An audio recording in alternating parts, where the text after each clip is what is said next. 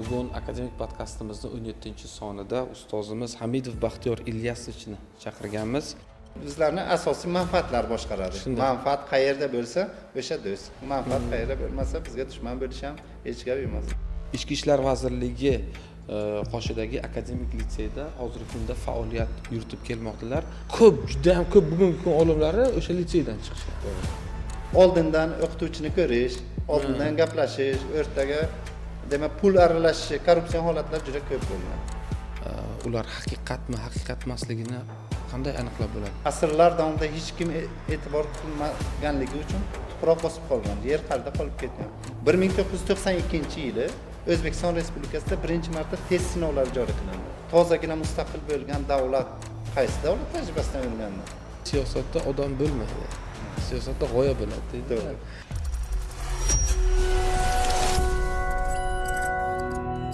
Assalomu alaykum do'stlar. Bugun akademik podkastimizning 17-sonida ustozimiz Hamidov Baxtiyor Ilyasovichni chaqirganmiz. Ustozimiz 28 yillik o'qitish tajribasiga ega, tarix fanining mutaxassisi. Ichki ishlar vazirligi qoshidagi akademik litseyda hozirgi kunda faoliyat yuritib kelmoqdalar va aynan shu litseyda 28 yillik tajriba egasilar.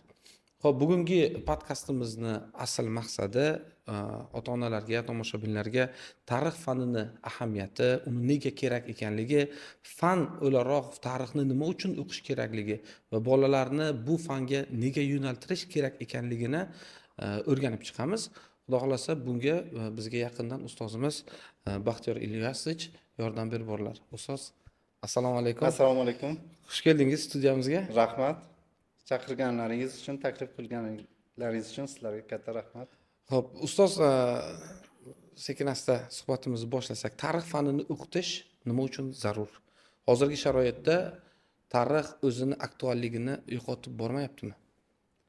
Endi har bir inson o'zining o'tmishini, har bir xalq o'zining o'tmishini, madaniyatini doimo demak yoritib kelgan va o'sha o'tmishdan ilhomlangan, o'tmishda o'tgan buyuk ajdodlaridan demak faxrlangan va bu kelajakda taraqqiyotni yuksaltirishga, yangi ixtirolar, yangi kashfiyotlar qilishiga, umuman olganda yer yuzi xalqlari ichida g'ururlanib yashashga undagan narsa.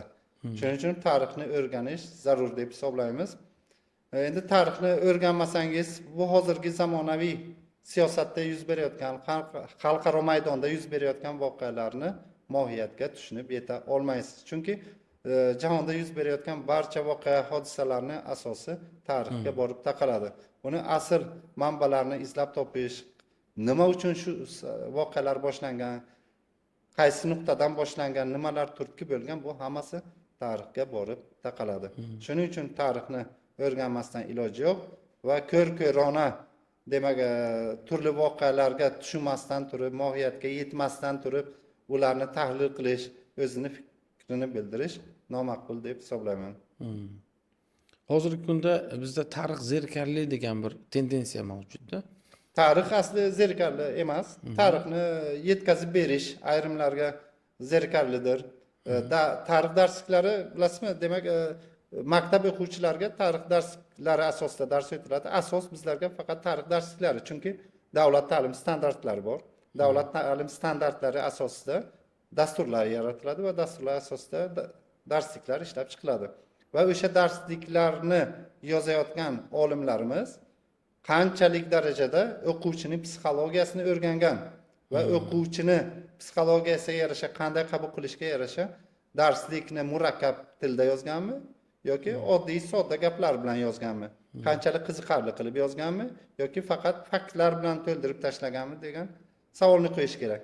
Agar darsliklar demak talab darajasida bo'lsa, sodda tillar bilan yozilgan bo'lsa, illyustratsiyalar bilan boyitilgan bo'lsa va hozirgi zamonaviy darsliklarda yangi yaxshi tendensiya chiqdi, demak QR kod bilan Instagram manbasiga, demak internet olamiga o'sha mavzuga doir bo'lgan ma'lumotlarni demak yo'nalish beradi, bemalol aylanib chiqish mumkin. Agar shular bilan boyitilgan bo'lsa, bemalol ularni zeriktirmasdan demak o'shalar orqali yaxshi foydalangan holda demak o'rganib chiqish mumkin. Aslo demak zerikarli bo'lmaydi. Gap o'shanga qiziqishda. Tarixga qiziqmasangiz, uni majburlab o'qitsangiz, unga qiziqish, xohish bo'lmasa, o'shani tushunishni istamasa, demak, tabiiyki, u hammaga ham zerikarli bo'lib qoladi. Gap ishtiyoqda. O'rganmoqchimisiz tarixni? O'tmishingizda o'rganmoqchimisiz xalqlar tarixini, hozirgi zamonaviy demak, munosabatlarni, asl tarixini o'rganmoqchi bo'lsangiz, ishtiyoq bo'lsa, u sizga qiziqarli tuyuladi. Lekin ishtiyoqingiz bo'lmasa, tabiiyki, tarix zerikarli tuyulishi mumkin. Ikkinchi navbatda o'qituvchilar shu tarixni qanday qilib o'quvchilarga yetkazib berishdi. Murakkab tilda tushuntirsa, auditoriya o'quvchi yaxshi qabul qilmaydi. Chunki murakkab tilda, agar sodda tilda tushuntirsa, turli xil manbalar bilan boyitib borsa, ayniqsa audio, video, vizual mahsulotlardan foydalansa, demak, yaxshi effekt beradi. Gap qiziqtira olishda. Hozir misol tarixdagi biz o'qiydigan voqealarni ular haqiqatmi, haqiqat emasligini qanday aniqlab bo'ladi? Misol mana mustabid tuzum davrida Amir Temur hazratlarini yomon, noto'g'ri talqin qilishgan. O'sha davr o'quvchilari o'shani xuddi bir faktdek qabul qilishgan. To'g'rimi? Ana bugungi kunda mana asl tarix ochilib borilyapti. Boshqa voqealarni biz u asl manbaga asoslanganmi yo'qligini qanday aniqlasak bo'ladi? Nimaga tayanishimiz kerak? Biror bir mezon. Amir Temur mavzusini ochdingiz. Demak, Amir Temurni demak SSR davrida demak qoralangani, salbiy fikrlar yozilgani ham haqiqatga to'g'ri keladi. Chunki ular ham asl manbalarga e'tibor qaratishgan.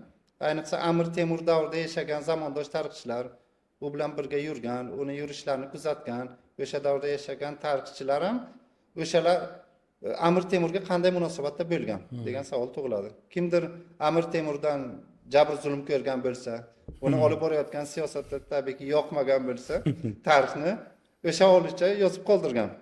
Lekin ayrimlari endi saroy tarixchilari deymiz, masalan, saroyda yashab turib, Amir Temurning yaxshiliklarini ko'p ko'rgan bo'lsa, demak, Amir Temur haqida ijobiy fikrlarni ancha demak yozib qoldirgan bo'lishi mumkin. Masalan, Sharafiddin Ali Yazdiy, Nizomiddin Shobiyning Zafarnoma asarlari demak, juda kuchli, katta manbalar hisoblanadi. Endi bilasizmi, bizlarni darsliklarimizda doimo bir yoqlamalik hukm surib kelmoqda. Afsuski, buni yangi avlod darsliklari deymiz, o'sha yangi avlod darsliklari ham o'shanga chiqa olmadi. Demak, har bir tarixiy shaxs u ijobiy chizgilarga va salbiy chizgilarga ham ega. Inson bu ideal bo'la olmaydi. Inson farishta ham bo'la olmaydi. Insonga ong berilgan. Ongimiz bilan hatto farishtalardan ham yuksak turamiz. Lekin bu ong insoniyatni Alloh taolo tomonidan berilgan aqli, uni qaysi tomonga yetaklashidan ham insonni o'zi hal qiladi. Tabiiyki, tarixda o'tgan tarixiy shaxslarimiz faqat bir o'zini hayoti bilan bog'lanib qolmaganda. Ular tarixda ma'lum bir davlatni, ma'lum bir xalqni, ma'lum bir hududni boshqarib, ko'plab xalqlarning hayotda katta rol o'ynagan va tarixni o'zgartirib yuborgan shaxslar, tarixiy shaxslar juda ham ko'p. Endi o'sha davr nuqtai nazaridan qaraydigan bo'lsak, bu hozirgi davr nuqtai nazaridan emas. Bizlar 21-asrda yashaymiz. O'z qarichimiz bilan o'lchamasligimiz kerak. O'sha davr muhitida o'shalarning qilgan ishlari, demak, o'zining nuqtai nazaridan va uni yon atrofida maslahat berib turuvchi maslahatchilarni nuqtai nazaridan, siyosat nuqtai nazaridan ular oqilona hisoblangan. Bizlar hozirgi davr bilan demak hisoblab chiqqanimizda, demak, qanchadan qancha odamlarni o'limiga sabab bo'lgan, qancha hududlarni bosib olgan, tabiiyki ko'plab minglab qonlar to'kilgan. Endi uni o'quvchiga qanday yetkazib berish kerak? Bizlarda bir yoqlamalik hukm surib keladi, faqat ijobiy tomonlarini demak yoritganlar, salbiy tomonlari keyin qolib ketgan. Salbiy tomonlarni qolib ketganligi tabiiyki turli mish-mishlar manbaiga aylanib qolgan.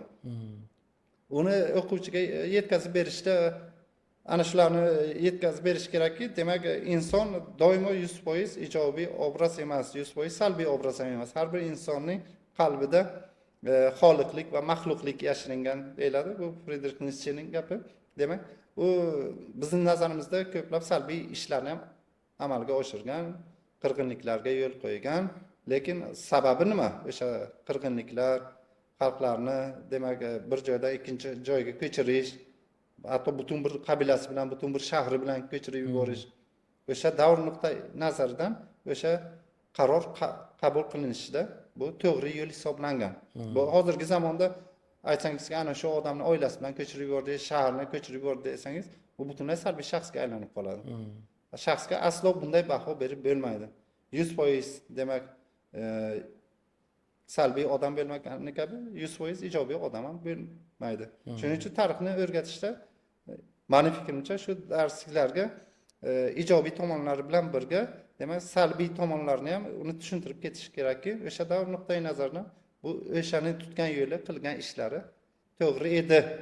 U shuni bir o'zining xohish istagi bilan emas, yon atrofdagi maslahatchilarining, vazirlarining, davlat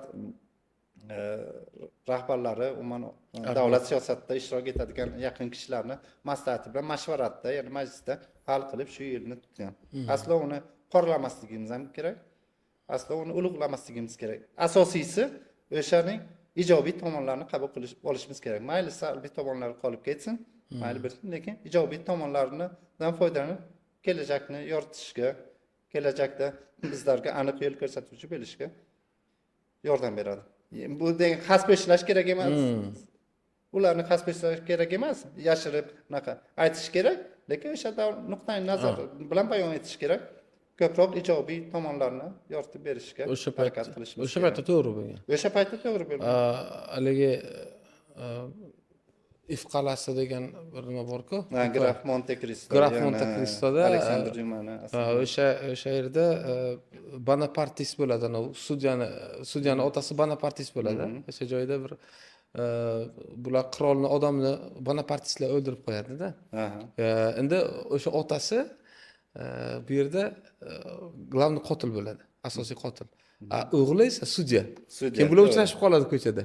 Xatni bu keltirib o'sha otasiga berish kerak edi. Otasi shunday. Otasi endi esimdan chiqib ketgan, otasi o'lganmi, keyin bu o'g'lini qo'liga tushib qoladi. Bu otasiga yaxshi kompromat, o'sha zamon o'zgargan, Bonapartchilar yo'q, hammasi zindonband qilingan, o'ldirilgan. Bu menga nisbatan, otamga nisbatan kompromat. Hattoki meni hokimiyatdan iyerarxiyasi bo'yicha borishimga, mansablar bo'yicha ko'tarilishimga, o'zimni tutgan mavqeimga, lavozimimga tahdid deb qabul qiladi va o'sha Edmond Dantesni onaqasini olib, demak, uni ogohlantirib, shuni men bilaman, siz bilasiz. Lekin hech qayerga buni aytmang. Shu xatni ana shu Parijning falon ko'chasidagi falon xonadonga keltirib berishingizni aslo aytmang deb uni demak yondirib tashlaydi. O'sha jihatlari. O'sha yerda o'sha sudyani otasi bor.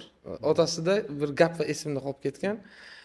Nimaga o'ldirdingiz qirolni odamini desa, otasi aytadiki, siyosatda odam bo'lmaydi. Siyosatda g'oya bo'ladi deydi. Endi bu misol qadimgi tarix voqealari ham u yerda shaxs sifatida emas, shu g'oyani yo'qotishga qaratilgan bo'lgan bo'lishligi ham mumkin. Ya'ni u ham bir tarixda. Endi bu biroz uydirmalarga boyitilgan bo'lishligi mumkin, lekin umuman olganda mana shu Bonapartistlar bo'lgan, ular qirolga qarshi kurashgan va muayyan davrda Fransiyani boshqarishgan ham deyishadi. Va o'sha yerdagi voqeliklarda Aleksandr Duma o'sha asarnavis bir chiroyli qarashlarni ham yoritib ketgan. Eng asosiysi odamlar o'rtasidagi munosabatlar. Napoleon davrida uning yaqin do'stlari bo'lganlar, uni atrofini qurshab turganlar, u hokimiyatda bo'lgan paytda u bilan yaxshi bo'lganlar, hokimiyat o'zgarishi bilan baxt qushi yuz o'girishi bilan, urushda mag'lubiyatga uchrashi bilan va uni uzoq orolga surgun qilishlari bilan darrov yuzlarini o'girib yangi hokimiyatga o'tib qolishlari. Shunday. Demak, siyosat shundan iboratki, demak, siyosatda yaxshi do'stlar ham, dushmanlar ham bo'lmaydi, manfaatlar bo'ladi. Manfaatlar. Bu Winston Cherchill aytganki, Buyuk Britaniyaning do'stlari ham yo'q, dushmanlari ham bordir endi. Lekin bizlarni asosiy manfaatlar boshqaradi. Manfaat qayerda bo'lsa, o'sha do'st. Manfaat qayerda bo'lmasa, bizga dushman bo'lish ham hech gap emas. Tabiiyki, siyosat bu manfaat. Ana hozirgi hayotimizda xalqaro maydonda ham ko'rib turibmiz. Do'st dushmanlarga aylanib, dushmanlar do'stga aylanib boryapti. O'zbekistonda ta'lim tizimining tarix qanday shakllangan? Umuman misol ta'lim tizimini boshlanish nuqtasi qayerda? Mustaqillikdan keyin boshlanganmi yoki SSRning so'nggi davrlaridan boshlab shakllana boshlanganmi? Ta'lim tarixi deyapsiz, endi insoniyat tarixi paydo bo'lgandan boshlab, davlatchilik paydo bo'lgandan boshlab ta'lim tarixi boshlanib kelgan. Bu O'zbekiston tarixida ta'lim tizimi endi ilk davlatchilikka yuz buradigan bo'lsa, qaytadigan bo'lsak, miloddan avvalgi 7-6 asrlar deb hozircha unaqa qilinyapti. O'sha davlatchilik vujudga kelganidan boshlab ta'lim tizimi boshlangan. Ungacha endi ibtidoiy shaklda bo'lsa ham har holda harflarni, raqamlarni o'rgatishgan, lekin davlat sistemasi vujudga kelganda davlat uchun kimlar kerak? Yaxshi bilimdon amaldorlar kerak. Ularni qanday tayyorlash kerak? Demak, ta'lim berib, ularni shu darajaga keltirish kerak. U davrdan boshlab kelish kerak. Endi siz zamonaviy ta'lim tizimini nazarda tutayotgan bo'lsangiz, bu aslida hozirgi davrda o'qitayotgan ta'lim tizimimiz 19-asr oxiri, 20-asr boshlarida aslida jaddidlar birinchi boshlang'ich nuqtalarni qo'ygan edilar. Ungacha degan necha asrlar davomida 2000 yil davomida qanday ta'lim tizimi bo'lgan? U yerda demak eski maktabxonalar, madrasalar tizimi yo'lga qo'yilgan va ko'proq skolastik ta'lim, ya'ni hamma narsani dinga bog'lash yo'lga qo'yilgan. Bu deganiki ilohiyot fanlariga juda katta urg'u berilgan, o'rin berilgan va har bir narsaning mohiyatini demak Alloh taologa bog'lash, har bir yer yuzida yuz berayotgan voqealarni Alloh taologa umuman dinga bog'lash demak juda kuchaygan edi. 19-asr oxiri, 20-asr boshlarida jaddidlar maydonga kelib, Yevropa tizimini o'rganib chiqqanlardan keyin yangi ta'lim tizimiga, yangi ta'lim bu tizimi Yevropada 17-18-asrlarda Yan Amos Komenskiy tomonidan asos solingan. O'quvchilarni demak partalarga, stul partalarga olib chiqish, zamonaviy sinfxonalar tashkil etish va bolalarni yoshiga qarab o'qitish. Asrlar davomida bunda yo'q edi. Bu yerda 7 yashar ham, 8 yashar ham, 10 yashar ham, 15 yashar ham, 20 yashar ham bitta sinfda o'qitilgan. Lekin guruhlarga bo'lib o'qitish, sinflarga bo'lib o'qitish, yoshiga qarab o'qitish 17-18-asrlarda Yevropada boshlandi. Va o'sha yaxshi natija berayotganligi tufayli bu jaddidlar dunyo kezib, o'shalarni o'zlashtirib olgan holda 19-asrning ikkinchi yarmidan boshlab o'zimizning hududda ilk jaddid maktablarini keyin ochishga kirishgan edilar. O'sha paytda Qrim tatar xalqini mashhur farzandi Ismoil Gasparli Bey yoki Ismoil Gasprinskiy deymiz. Demak, o'sha juda katta rol o'ynab O'rta Osiyoga kelib, hatto Buxoro amiri Muzaffarxonning o'g'li Ahadxon huzuriga kiradi. Amir Abdulahadxon ibn Muzaffarxon va o'sha o'z fikrini bildiradi. Lekin endi har bitta demak maktablarning paydo bo'lishi, yangi maktablarning paydo bo'lishi bu raqobat. Yangi o'quv markazlarining paydo bo'lishi, yangi repetorning paydo bo'lishi qanchalik raqobat bo'lsa, o'sha davrda ham ruhoniylar, maktabxonalar ochgan ruhoniylar, eski maktablar, madrasalar va ruhoniylar shundan ko'rayotgan edilar. Bolalarni o'qitayotgan edilar. Tabiiyki bunga qarshi bo'lishgan, yangi maktablarning ochilishiga kofirlarning maktabi deb hatto e'lon qilishgan, turli bo'xtonlarni tarqatishgan. O'shanda ham Amir buni tushunib yetganki, chunki Amir Abdulahadxon ham demak ongli, aqli kishi bo'lgan, chunki Yevropada bo'lgan, Rossiya shaharlarini ko'p kezib, o'sha yerlarda ham yangi rus tuzay maktablari ochilganini ko'rgan, yangi maktablar tashkil etilayotganini ko'rgan. Bu juda katta rol o'ynashini his etgan, lekin u o'zini qurshab turgan ruhoniylar ta'siridan chiqa olmas edi. O'shanda ham keyin mayli degan ochamiz, faqat ular qarshilik bildirmasligi uchun, ruhoniylar qarshilik bildirmasligi uchun o'zimni dadamning nomini qo'yaman va Muzaffariya jadid maktablari birinchi bo'lib 1893-yilda faoliyatini boshlagan. O'shandan keyin 1898-99-yillarda Toshkentda, Qo'qonda boshqalar ikkinchi, uchinchi jadid maktablarni ochganlar. Shu bilan yangi usul maktablari demak boshlanib ketgan. Eski maktabxonalardan farqlari shu. Demak, yoshiga qarab o'qitish, 7 yoshlar alohida, 8 yoshlar, 9 yoshlar. Ikkinchi navbatda yangi ta'lim sistemasi, partalar tashkil etgan holda, doskalar tashkil etgan holda, stol-stullarda o'qitish va aniq belgilangan rejim asosida o'rta-o'rtada tanaffus e'lon qilish belgilangan paytda. Umuman olganda hozirgi zamonaviy ta'lim tizimi qanday davom etayotgan bo'lsa, xuddi shunday shaklda shakllantirgan. Ha. Keyinchalik lekin 20-yillarda bundan 100 yillarcha oldin shu Sovet ittifoqining paydo bo'lishi, SSR degan davlatning tuzilishi natijasida bu jaddilar maktablari ham yo'q qo'yildi. Undan tashqari undan oldin bo'lgan eski maktablar ham hammasi yo'q tashlandi. Skolastik ta'lim beruvchi va yangi sovet maktablari tashkil topa boshlagan. Endi yangi sovet maktablari hammasi g'oya, propaganda bilan sug'orilgan edi. Maqsad kelajakda yangi sovet xalqini bunyod etish. Shu SSRda qancha xalq yashagan bo'lsa, hammasini birlashtirib, o'zligini yo'qotgan holda yangi sovet xalqini yaratish. O'zlik, ya'ni o'zbeklarni o'tmishi yoki qozoqlarni o'tmishi bo'ladimi, turkmanlarni o'tmishi bo'ladimi? Yo'q, sen sovet xalqisan.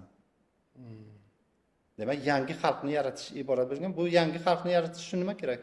Yangi g'oya, yangi propaganda bilan sug'orilgan maktablar kerak bo'ldi va maktablarni, demak, dars jarayonida yangi sovet xalqini yaratish ishlari boshlandi.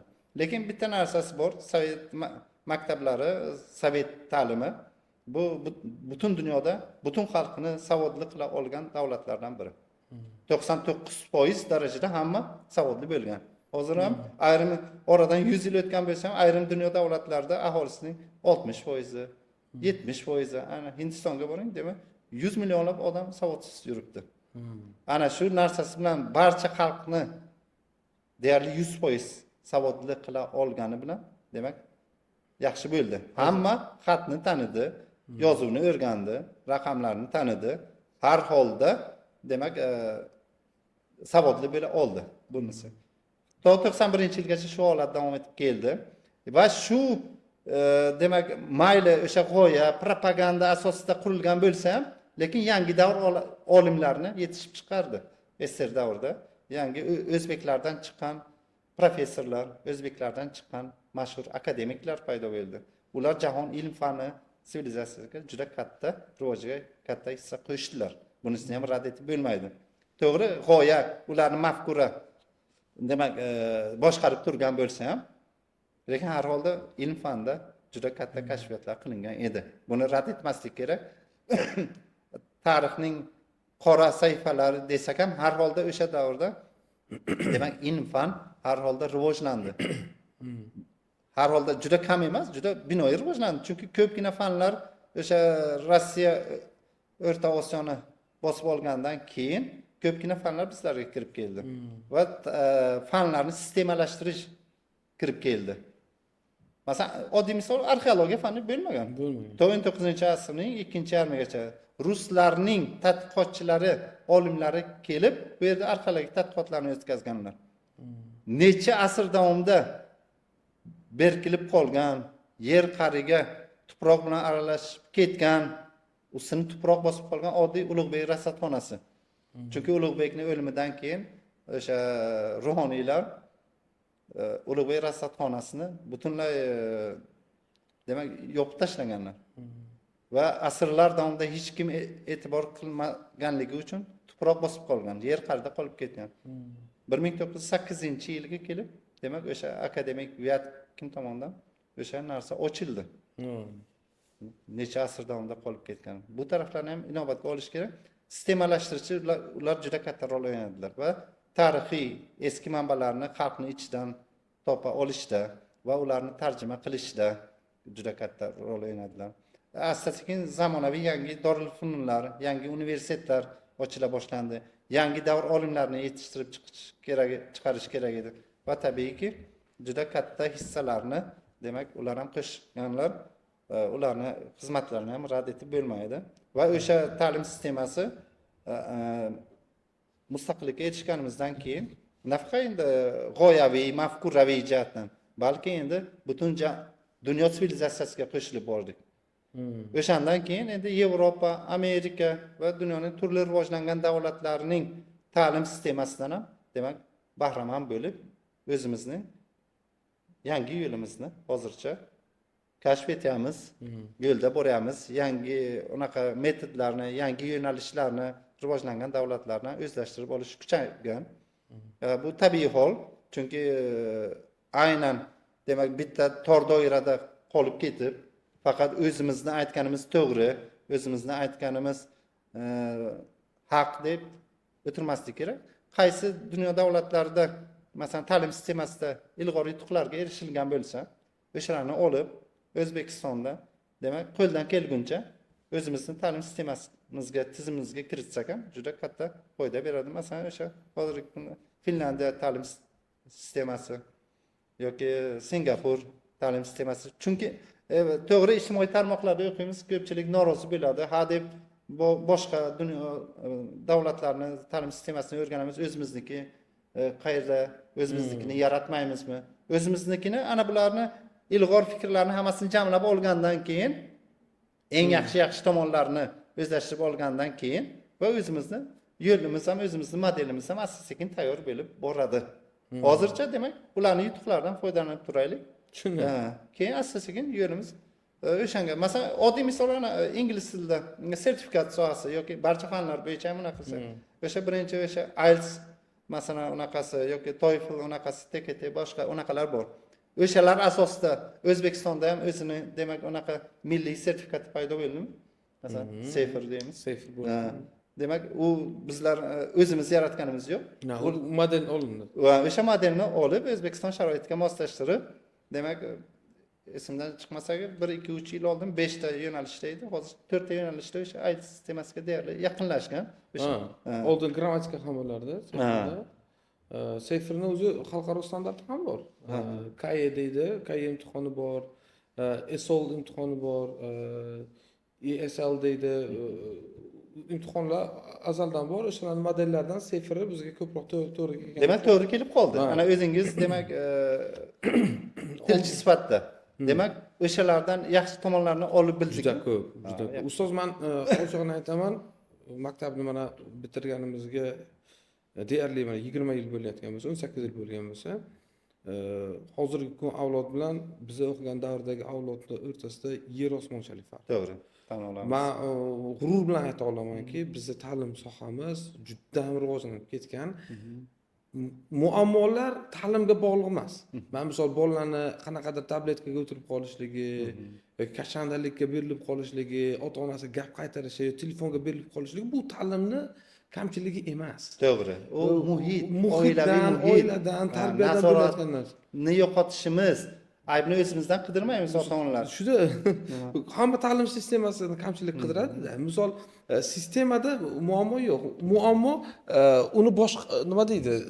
Uni qabul qiluvchida endi misol uni tarbiyasida bo'layotgan bo'lishligi mumkin.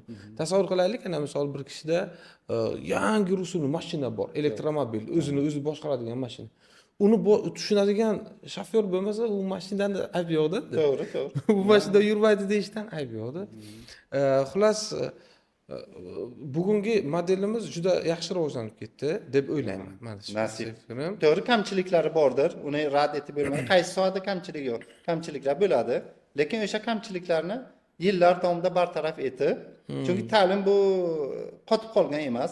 Ta'lim doimo rivojlanishda, xuddi organizm kabi rivojlanib boraveradi va turli sinovlardan o'tishga to'g'ri keladi, turli eksperimentlar, tajribalar qilishga to'g'ri keladi.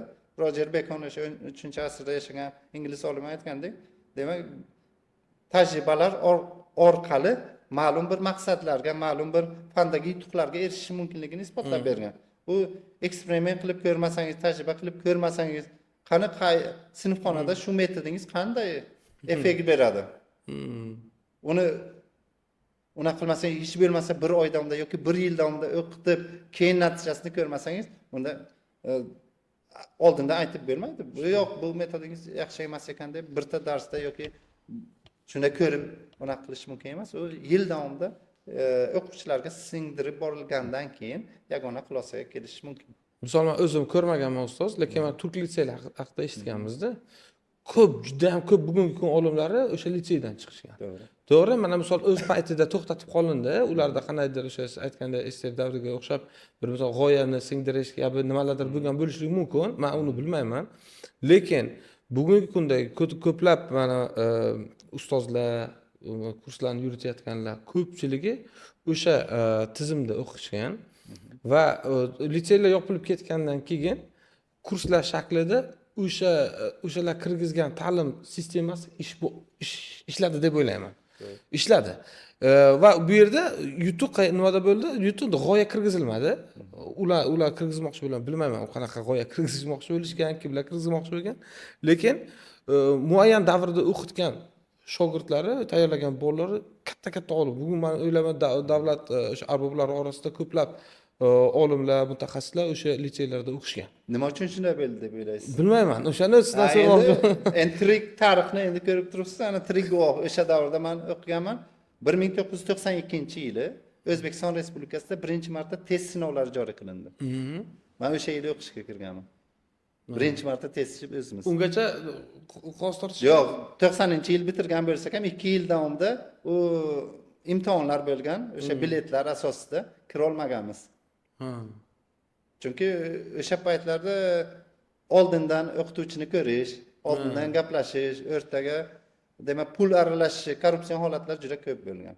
U moddiy imkoniyatimiz, oilamizni cheklangan edi, shuning uchun hattoki agar shunday tarzda ketaversa, o'qishdan voz kechaman, kerak emas o'qish deb xulosaga ham kelib bo'lgan edim. Lekin 92-yil 11-mart esimda qolgan. Demak, birinchi marta prezidentning qarori chiqqan edi. Va O'zbekiston Respublikasida ayrim oliy o'quv yurtlarida, adashmasam 6 ta oliy o'quv yurtda test sinovlarini tajriba sifatida joriy qilish. Buni hech kim bilmas edi. Test sinovlari qanday holatda bo'lishi, faqat orqa-orqadan eshitardikki, xuddi shablon sifatida bo'lishi. Xuddi demak, shofyorlar borib, unaqa avto o'quv kursida o'qiyotgan paytda keyin test topshiradi-ku, yoki ABCD. Ana shunday shaklda bo'lish degan mish-mishlar tarqalgan edi. Qaytdik, o'sha yilda topshirdik, o'tkazildi oliy o'quv yurtlarida 92-yil, demak 1-avgust. O'sha to qariyb 20 yil davomida shu bir kunda 1-avgustda o'tkazilgan. Kirdik, birinchi test kitoblarini, savollar kitobini ham o'sha yerda ko'rdik. Eng demak o'sha yerda birinchi marta bu savollar kitobi tozagina mustaqil bo'lgan davlat qaysi davlat tajribasidan o'rgandi? Turkiyada. Xo'sh, Turkiya ham o'zi yaratmagan. Bu aslida test tizimi 20-asrning 60-yillarida bu G'arbiy Yevropa, Amerika demak sistemasida qo'llanilgan. Va o'shalarga ma'qul tushgan, keyin Turkiya o'zlashtirib oldi, bizlar Turkiyadan o'zlashtirib oldik o'z navbatimizda. O'sha yerda demak birinchi o'sha testlar, savollar kitobini ko'rib chiqqan edik, varaqlaganimiz. Demak, savollarda mantiq bor edi. Mantiq. Demak, savollarning javoblari bir-biridan uzoqda edi. 5 ta javob qo'yilgan bo'lsa ham, keyinchalik varianti yo'qotildi, ABCD bo'lib qolgan. O'sha paytda ABCD Va demak, hozir javoblar o'ta bir-biriga yaqin. Masalan, Amir Temurning Boyazid Yildirim bilan jangi qachon sodir bo'lgan? A javobga 1402-yil, B javobga 1403-yil, C javobga 1404-yil, D javobga 1401-yil. Hammasi bir-biriga yaqin. Hattoki kunlarini shunday 1402-yil 20-iyun, 1420-yil 21 gacha shunchalik darajada ikir-chikirlashib ketdi testlar. U paytda unaqa yo'q edi. Xo'sh, kerakmi? Shu kerakmi shuni? Yo'q, men qat'iyan qarshiman, lekin nima uchun shunday qildilar? 2007-2008-yillarda shu o'zgartirdilar-da shuni. Javoblarni bir-biriga yaqin qilib qo'yish boshlandi. Mumkin o'sha paytlarda yuz bergan ayrim telefonlar bilan ayrimlar o'qishga kirar edilar. O'zi bilan telefon olib kirardi. O'qituvchi bu tarafda o'tirib savollarga javob berar edi. O'qituvchini chalg'itish uchun mumkin bunaqa sistema o'ylab topildimi deyman. Endi u narsalar tugadi-ku hozir. Tugadi, lekin endi asorati qoldi. Asorati qolgan. Buni endi o'zgartirsalar bo'lardi. Yana gapimizga qaytib 92-yili ish qilib, ana shu testlar boshlandi. Testlarning soni ham demak 150 ta edi, har bitta abituriyentga berilgan 150 ta. O'shalarni demak 36 tasi demak ingliz tili, yo'q 50 ta. Uzr kechirasizlar, 50 ta ingliz tili, 50 ta ona tili va 50 tasi adabiyot, tarix va geografiyadan iborat edi. 30 tasi tarix, 20 tasi geografiya. Bunday olib qaragan 4 ta fan. Lekin tarix deb umumiy qaralarda ijtimoiy fanlar deb qo'yilgan edi. Va u paytda ol darsliklar yo'q. 92-yil. Hammasi sovet darsliklariga asoslangan. Lekin mantiq. Jumlama-jumla kitobni qaysidir bir betdan, qaysidir bir abzasdan, qaysidir bir chetdan olish yo'q. Umumiy mantiqqa asoslangan edi. Har holda dunyo qarashi bo'lsa, kitoblarni o'qib chiqqan bo'lsa, demak bemalol yecha olishi mumkin. Hayotni o'zi bergan ta'lim bilan yecha olishi. Biron bir repetitorga, o'quv markazlariga borishga hojat bo'lmagan, patkurslarga. Shunchalik darajada. Ana shu jarayon demak to 95-96-yilgacha davom etdi.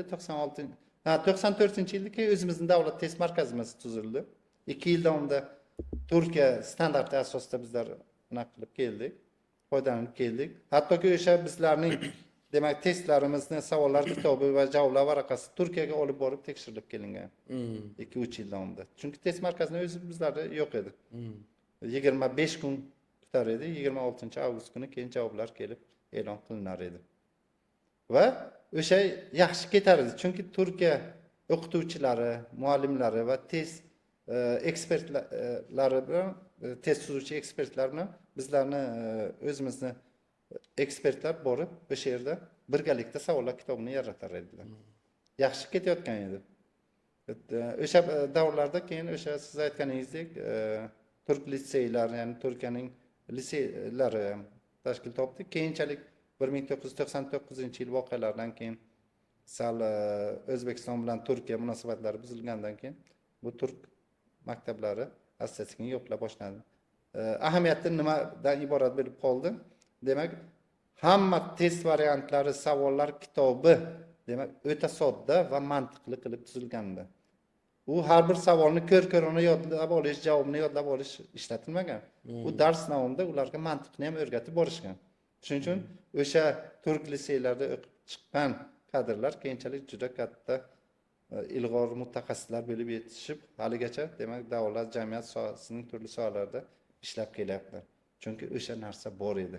Har holda bizlarga ta'lim bergan o'sha yerda Turkiyadan kelgan ustozlar o'sha narsani singdira oldi. Lekin ularga ham demak xuddi prezident hozirgi prezident maktablariga o'xshab yaxshi demak ajratib olish, 5-sinfdan qabul, u yerda qizlar o'qimagan, faqat o'g'il bolalar ajratib olingan va shunday sistemada tashkil qilgan edilar. Lekin o'sha savollar kitobini keyinchalik bizlar oliy o'quv yurtini tugatgandan keyin o'qituvchilik davrimizda o'sha Turkiyaning savollar kitobi, tarix fandan va boshqa fanlardan chiqqan kitoblarimizni ko'rganimizda o'ta soddaligiga hayron bo'lar edik.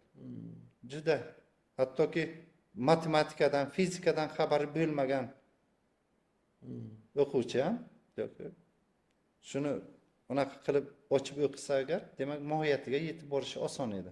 Murakkab tilda yozilmagan edi va mantiq kuchli edi va voqealarni demak o'sha masalalarni bir-biriga bog'laydigan, uni mohiyatini tushunib yetadigan shunday tarzda ajoyib qilib tuzilgan ediki, tan bermasdan iloji yo'q edi. Lekin bizlarda mukammallashtiramiz deb doimo murakkablashtirib yuboramiz. Bizlarda shu tendensiya yo'qoldi. Faqat bilimga asoslangan, faktga asoslangan jarayon boshlanib ketdi 2000-yillardan boshlab. Va o'sha jarayon hozirgacha davom etib kelyapti. Mantiq yo'qolgan testlarda, faqat faktlarni bilish, faktlarni xotirada saqlash talab qilinadi. Agar o'sha narsa xotirangizda bo'lmasa, siz yecha olmaysiz. Siz tarixni bilmaysiz deganim bu. Yo'q. Ana shunday holat bo'ladi-da, sen yecha olmaysan dema bilmaysan. Ha, uni aybi emas. Buncha faktlarni yodda saqlashning iloji yo'q. Men degan ustozlar, o'qituvchilar, bizlar ham yoki abituriyentlar ham hammasini esda saqlab qolib bilmaydi. Bu saqlab qolishi mumkin, juda wunderkindlar tan beramiz. Kompyuter emas-ku inson. Kompyuter emas, lekin darsliklar ham son sanoqsiz chiqib yotibdi. Yangi avlod darsliklari, eski avlod darsliklari. Demak, ularni har bitta fakt, har bitta tarix darsligini betini ochsangiz, demak, qarib 10 ta raqam, atamalar, kim qayerga yurish qildi, qaysi shaharlarni egalladi, kim qaysi asarlarni yozdi, mohiyati nimadan iborat va hokazo hokazo. Qanchadan qancha u yerda insonlarning ismlari, tarixiy shaxslarning ismlari, qanchadan qancha demak asarlar, qanchadan qancha sanalar, xronologiya deymiz. Nihoyatda ko'p. Buncha sizni Uni eslab qolmayman-da. yo'q. Misol ta'limni asl o'zi maqsadi insonni shaxs sifatida rivojlanishi. Rahmat. To'g'rimi? Misol shaxs sifatida agar biz zamonaviy ta'lim ham shu uchun paydo bo'lganda. To'g'ri. Inson shaxsan bir tomonlama o'ylamasin, mutaassiblik qilmasin. Misol mana qadimgi o'sha qadimgi emas, bizning yaqin tariximizdagi o'sha amirlik davrida yoki umuman Ulug'bek hazratlaridan keyin misol o'sha siz aytgan ruhoniylar davlat boshiga kelib katta ta'sir o'tkazish boshlaganda ular ilgari surgan yagona g'oya bizga hech narsa kerak emas. Bizga Alloh taolo hamma narsani o'zi beradi. Biz hech narsani qilishimiz kerak Ya'ni emas. dunyo o'tkinchi. Mutaassiblik bilan qarashgan. Mutaassiblik ana shu 15-16 asrlardan boshlab to deyarli 19-asrgacha ana shu mutaassiblik, aqidaparastlik qotib qolish boshlandi. Mudofaaga qaramagan, texnologiyaga qaramagan, Yo'q. misol infratuzilmalarga qarashmagan. Misol mana Amir Temur davrlaridan boshlab qurilgan ko'plab madrasalar vayron bo'lib ketgan. Qanchalab arxeologik qazilmalar misol qilishmagan. Eng asosiysi ijtimoiy fanlarga asosiy e'tibor qaratilgan. Tarix fandan yozilishga bemalol, adabiy fanlar, demak adabiyotdan bemalol, she'riyat bemalol, lekin aniq fanlar, tabiiy fanlar, texnik fanlarga umuman e'tibor bermagan. Bunga endi to'g'ri tashqi omillar ham sabab bo'lgan. Ayniqsa 15-asr oxiri 16-asr boshlaridan boshlab buyuk geografik kashfiyotlarning boshlanganligi va buyuk Ipak yo'lini to'xtab qolganligi. Bizlar axborot kommunikatsiya yo'llaridan ajralib qolganmiz. Yevropa bilan endigina demak rivojlanib borayotgan Yevropa bilan demak bizlar raqobat qila olmadik. Ularning ilm-fan yutuqlarini o'zimizga demak singdira olmadik. Ular tamoman boshqa dunyo bo'lib ketdi. Osiyo tamoman boshqa dunyoga aylanib qoldi. Lekin bizda o'zi Xitoy bor edi-ku baribir. Xitoy bor edi, lekin u darajaga chiqqan emas edi. Chunki Yevropa darajasiga. To'g'ri, ilm-fan yutuqlarini, ixtirolar, kashfiyotlarni ko'pisi Xitoyda qilingan edi. Lekin o'rta asrlar davriga kelib, demak, ajalib qolish, Buyuk Ipak yo'lining Xitoyni Yevropa bilan bog'lab turgan Buyuk Ipak yo'lining to'xtab qolishi tabiiyki o'zaro munosabatlarga katta zarar yetkazdi. Va tabiiyki Xitoy ham demak o'sha davrlarda demak orqada qola boshladi. Nima uchun endi buni sababi o'rganadigan bo'lsak, nima uchun orqada qoldi? Mayli o'zidan demak rivojlansa bo'lardi-ku. Asrlar davomida Yevropasi ham yo'q edi, Amerikasi ham yo'q edi. Xitoy qancha ixtiro kashfiyotlarni qilgan edi-ku. Nima uchun Yevropaga bog'liqlik joyi bor edi degan. Lekin asrlar davomida yaratilgan o'sha ixtiro kashfiyotlarni keyinchalik Xitoyda ham shundan foydalanib yangi yutuqlarga erishish holatlari pasaydi. Xuddi bizlarda bo'lgan holat ularga ham ta'sir qildi. Yevropa esa aksincha o'sha O'rta Osiyolik olimlar yaratgan va Xitoylik olimlar yaratgan qanchadan qancha demak asarlarni o'zini tiliga qayta ishlab 12-asrdan boshlab lotin tiliga, keyinchalik fransuz tillariga, ispan tillariga, ingliz tillariga tarjima qilib, o'shalar asosida o'zining ilm-fan yangi yutuqlarni yaratib bordi. Asos bo'lib bizlarni olimlarimiz to'g'ri endi bizdan faqat o'rganib ular ilmiy ish qildi yoki yangi ixtirolarni qildi deyishdan yiroqmiz, chunki tarix shunaqaki, u demak dam g'arb yuksalgan, dam sharq yuksalgan. Birinchi sivilizatsiya, ilk sivilizatsiyalarning vujudga kelishi sharqda boshlangan bo'lsa ham, qadimgi Misr, qadimgi Mesopotamiya, qadimgi Eron, qadimgi Hindiston, qadimgi Xitoy, O'rta Osiyo bu ilk. Undan keyin Yevropaga ko'chdi. Qadimgi Yunoniston va qadimgi Rim. O'sha yerda olimlarimiz o'sha aytganimizdek birinchi muallim bo'lgan Arastu, ya'ni Aristotel, Aflotun, Evklid, Ptolomey va hokazo demak olimlar u yerda yetishib chiqdi. Keyinchalik 9-12-asrlarga kelib O'rta Osiyo uyg'onish davri boshlandi-yu, bizlarning olimlarimiz o'sha qadimgi olimlar, ya'ni qadimgi Yunon olimlari va Rim olimlarining asarlarini o'zimizning tillarga tarjima qilib, bizlar ulardan o'rgana boshladik. U Yevropa olimlari o'z navbatida qadimgi Misr, Yunon, qadimgi Bobil, ya'ni Osiyo olimlaridan o'rgangan bo'lsalar, bizlar yana qaytib keyin yevropaliklardan o'rgana boshladik. Undan keyin bizlar rivojlanib ketdik, keyin yevropaliklar kelib bizlarni mutafakkirlarimiz, olimlarimiz yaratgan asarlardan foydalana boshladilar. Va hozirgi davrga kelib bizlar yana ularni o'rganyapmiz. Endi ular mumkin kelajakda ko'p bashorat qilyapti 21-asr, 22-asr Osiyo asri bo'ladi deb. Endi yangi olimlar, yangi mutaxassislar yetishib chiqsa, yangi avlod yetishib chiqsa, mumkin bizlar ko'tarilishda bo'lamiz. Mumkin kelajakda ular bizlardan o'rganadi. Men lekin ishonaman ustoz. Men endi bu xom-xayol bo'lishi mumkin, lekin o'sha shogirdlarimizga qarab, shu atrofimizdagi bolalarga qarab ayta olamanki, bularni ko'zda chaqnayotgan olov bilan ko'p ish qilsa bo'ladi. To'g'ri, to'g'ri. Ko'p ish qilsa bo'ladi. Bularga misol salgina imkoniyat bilan o'zingiz ko'ryapsiz-ku, bolalar biroz tayyorlanyapti, 3 ta fandan sertifikat olib tashlayapti. Bemalol. Endi bularga yakun qolganda, Ha. yakun qolgan. Oxirini chiroyli qilib chiqatsa, Eng asosiysi o'sha hozir boshlagan demak tendensiyasi energiyasini pasayib qolmay uni yuksaltiradi. Endi oliy o'qituvchiga deyarli kirib bo'ldi. Ha mayli erta indin kiradi. Lekin abituriyentlik davrida qanchalik shaxt bilan tayyorlanyapti. Endi talabalik davrida uni kuchaytirish kerak. Lekin ko'pchilik oliy ta'limni fojiasi shundaki, abituriyentlik davrida kuchli tayyorgarlik ko'rgan bola oliy ta'limda borib, demak, mazasi qochib qolyapti. shu yerda shu hadis kerak-da, ilmni beshidan qabrgacha olgan degan Eng asosiysi shu. hadis. Bu uchun nafaqat bu o'rta ta'lim, balki oliy ta'lim ham o'zgarishi kerak. Shunday. Qotib qolgan ma'ruzalardan voz kechish kerak. Jahonda qanday ta'lim tizimi rivojlanyapti? Qanday metodlardan, qaysi usullardan foydalanib bolalarga o'qitish boshlangan? U qotib qolgan eski gaplarni qaytadan 30 yillik leksiyalarni ko'tarib kiradigan domlalar bor. Nima kerak? Hozirgi zamonaviy fanga nima aloqasi bor uni? Nima yangilik kiritadi? U o'quvchi o'sha talabani zeriktirib qo'yapti, tamom. Yangiliklarga unaqa emas. U zamona bilan bog'lagan holda. Umuman olganda oliygohlar demak zamonaviy ilm-fanda foyda keltiradigan bo'lish kerak. Birgina Garvard, Oxford necha asrlar davomida to'g'ri shakllangan ular. Demak har bittasi demak o'zini o'sha ishlab chiqarish sohasi bilan bog'langan va jamiyatga, davlat xazinasiga yetarli darajada foyda keltiradi. Milliardlab dollarlab shartnomalar tuziladi. Ilmiy ishlar PhDmi, DSK qilinadimi? U jamiyatga foyda keltirish kerak. U arxivlarda chang bosib yotish kerak emas. Lekin Agar bir savol tug'ilyapti-da, misol tarix o'zgarmaydi-yu.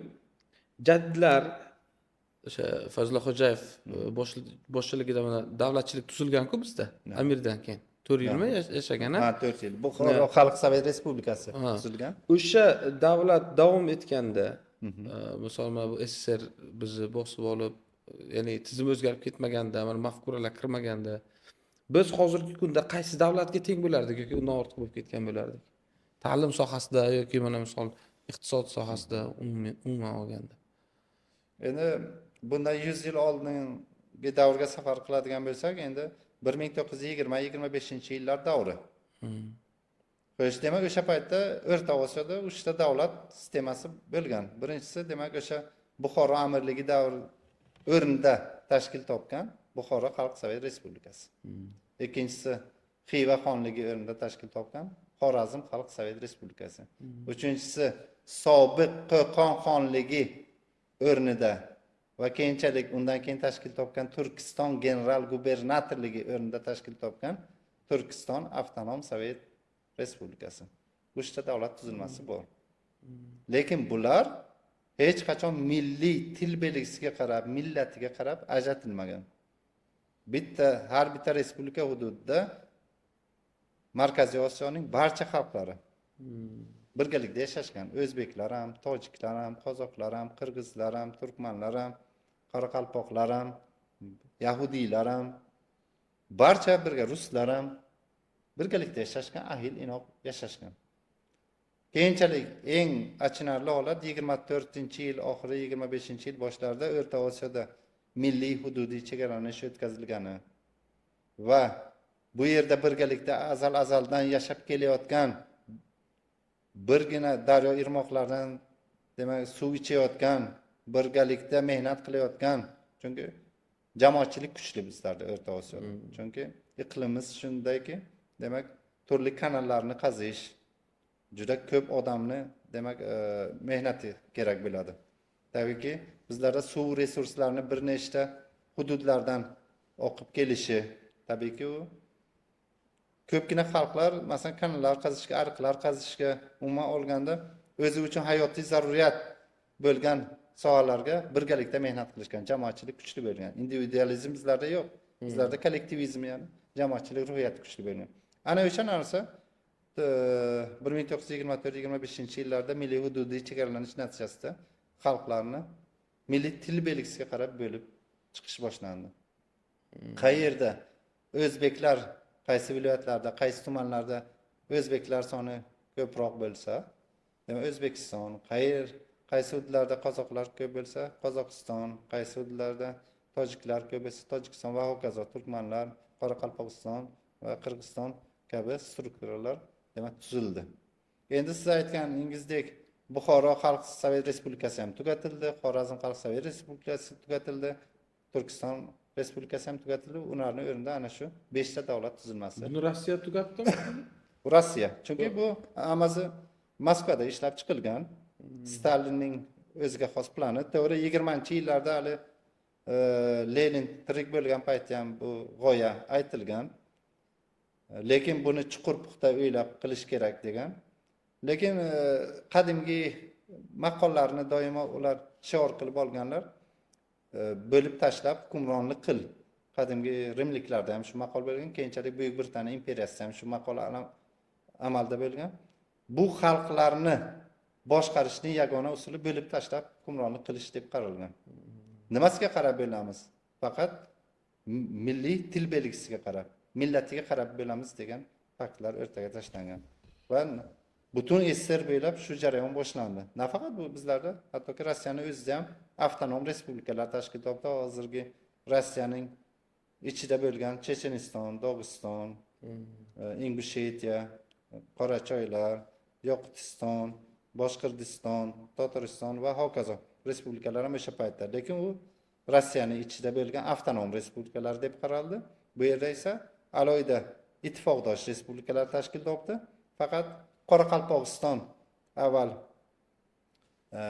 Qozog'istonga berildi, Qozog'iston tarkibida bo'ldi, keyinchalik Rossiya tarkibiga o'tkazildi va 1936-yildan beri O'zbekiston yaqinligi uchun O'zbekistonga berildi va O'zbekiston tarkibida bo'lib kelyapti.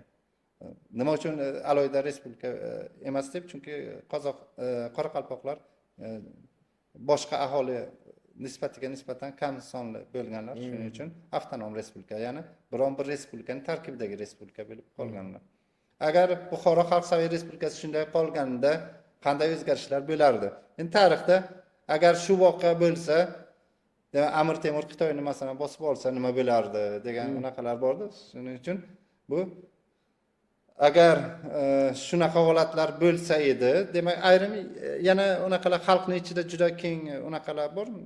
Buxoro amirligining demak Shveysariya bankida, Fransiya banklarida, London banklarida juda katta pullari bo'lgan. Men bu ishonmayman. Ha, biz ham ishonmaymiz, chunki u narsa mumkin bo'lgandir, lekin uni biron bir unaqasi hujjati yo'q birinchi navbatda. Hujjatlarda u kimning nomidan qo'yilgan? Mishmishlarga ko'ra Buxoro xalqi nomidan yoki Buxoro davlati nomidan qo'yilgan degan mishmishlar doimo bor. Doimo demak muhokama qilinadi. Lekin asli uni tagida hech nima yo'q, faqat mishmishlardan iborat. Xalqimiz bunaqalarga o'ch. Doimo o'sha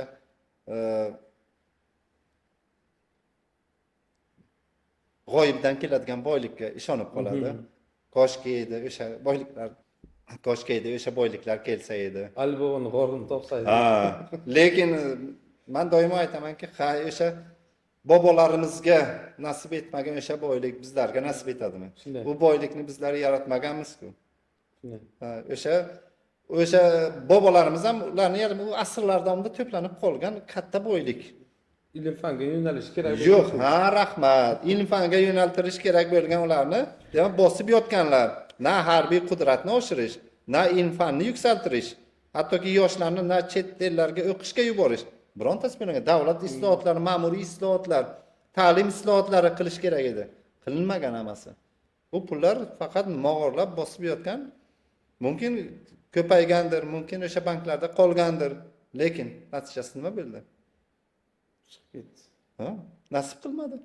Men o'sha misol Amir Olimxon tillalarni olib ketgan degan narsaga ham ishonmayman-da, o'z shaxsiy fikrim. Ma'lum bir qismini olib ketgan, ko'targanicha, o'zini holatini chamalab ko'rib, 3 aravalab olib ketgan deyishadi. bir 10 arava olib ketgan, ayrimlari keyin Zarafshon daryosi ko'prigidan o'tayotgan paytda, demak, bittasi tiqilib qolib, Bo'lganmi keyin shu? to'kinglar degan. Bu topildi keyinchalik. 20-asrning 60-yillarda bitta ekskavatorchi. Yer tagidan yo'l bor degan gapmi? Yo'q, unga ishonib bo'lmaydi. U tunnel bo'lgan. Yo'q, u Mishлагровda, demak, Buxoro arkidan go'yoki to Moxxosagacha yo'lak bo'lgan ekan, yoki Buxoro arkidan to Kogondagi Amir Abdulahxon saroyi bor, vokzalning yonida. Ko'pchilik uni cherkov deb o'ylaydi. Yo'q, Amir Abdulahxon saroyi, ya'ni Amir Olimxon dadasi qurdirgan. Chunki 1889-yilda demak, Kogon shahriga asos solingan. Nima uchun asos solindi? U yerda qishloqlar bo'lgan. Hozir mana Zerabod qishlog'i masalan. Demak, Buxoro amirligi hududiga 1888-yili yo'l o'tkazildi, temir yo'l. Temir yo'l kirib keldi. Temir yo'l bizga janubdan kirib kelgan. Janub tomondan, ya'ni Turkmaniston hududlaridan kelgan. Turkmanistondagi boshlanish nuqtasi esa bu demak Krasnobodsk shahri. Hozir adashmasam Turkmanobod degan shahar Kaspiy dengizining sharqiy qirg'og'ida joylashgan. Ana o'sha yerdan Ashxobod orqali kelib, demak,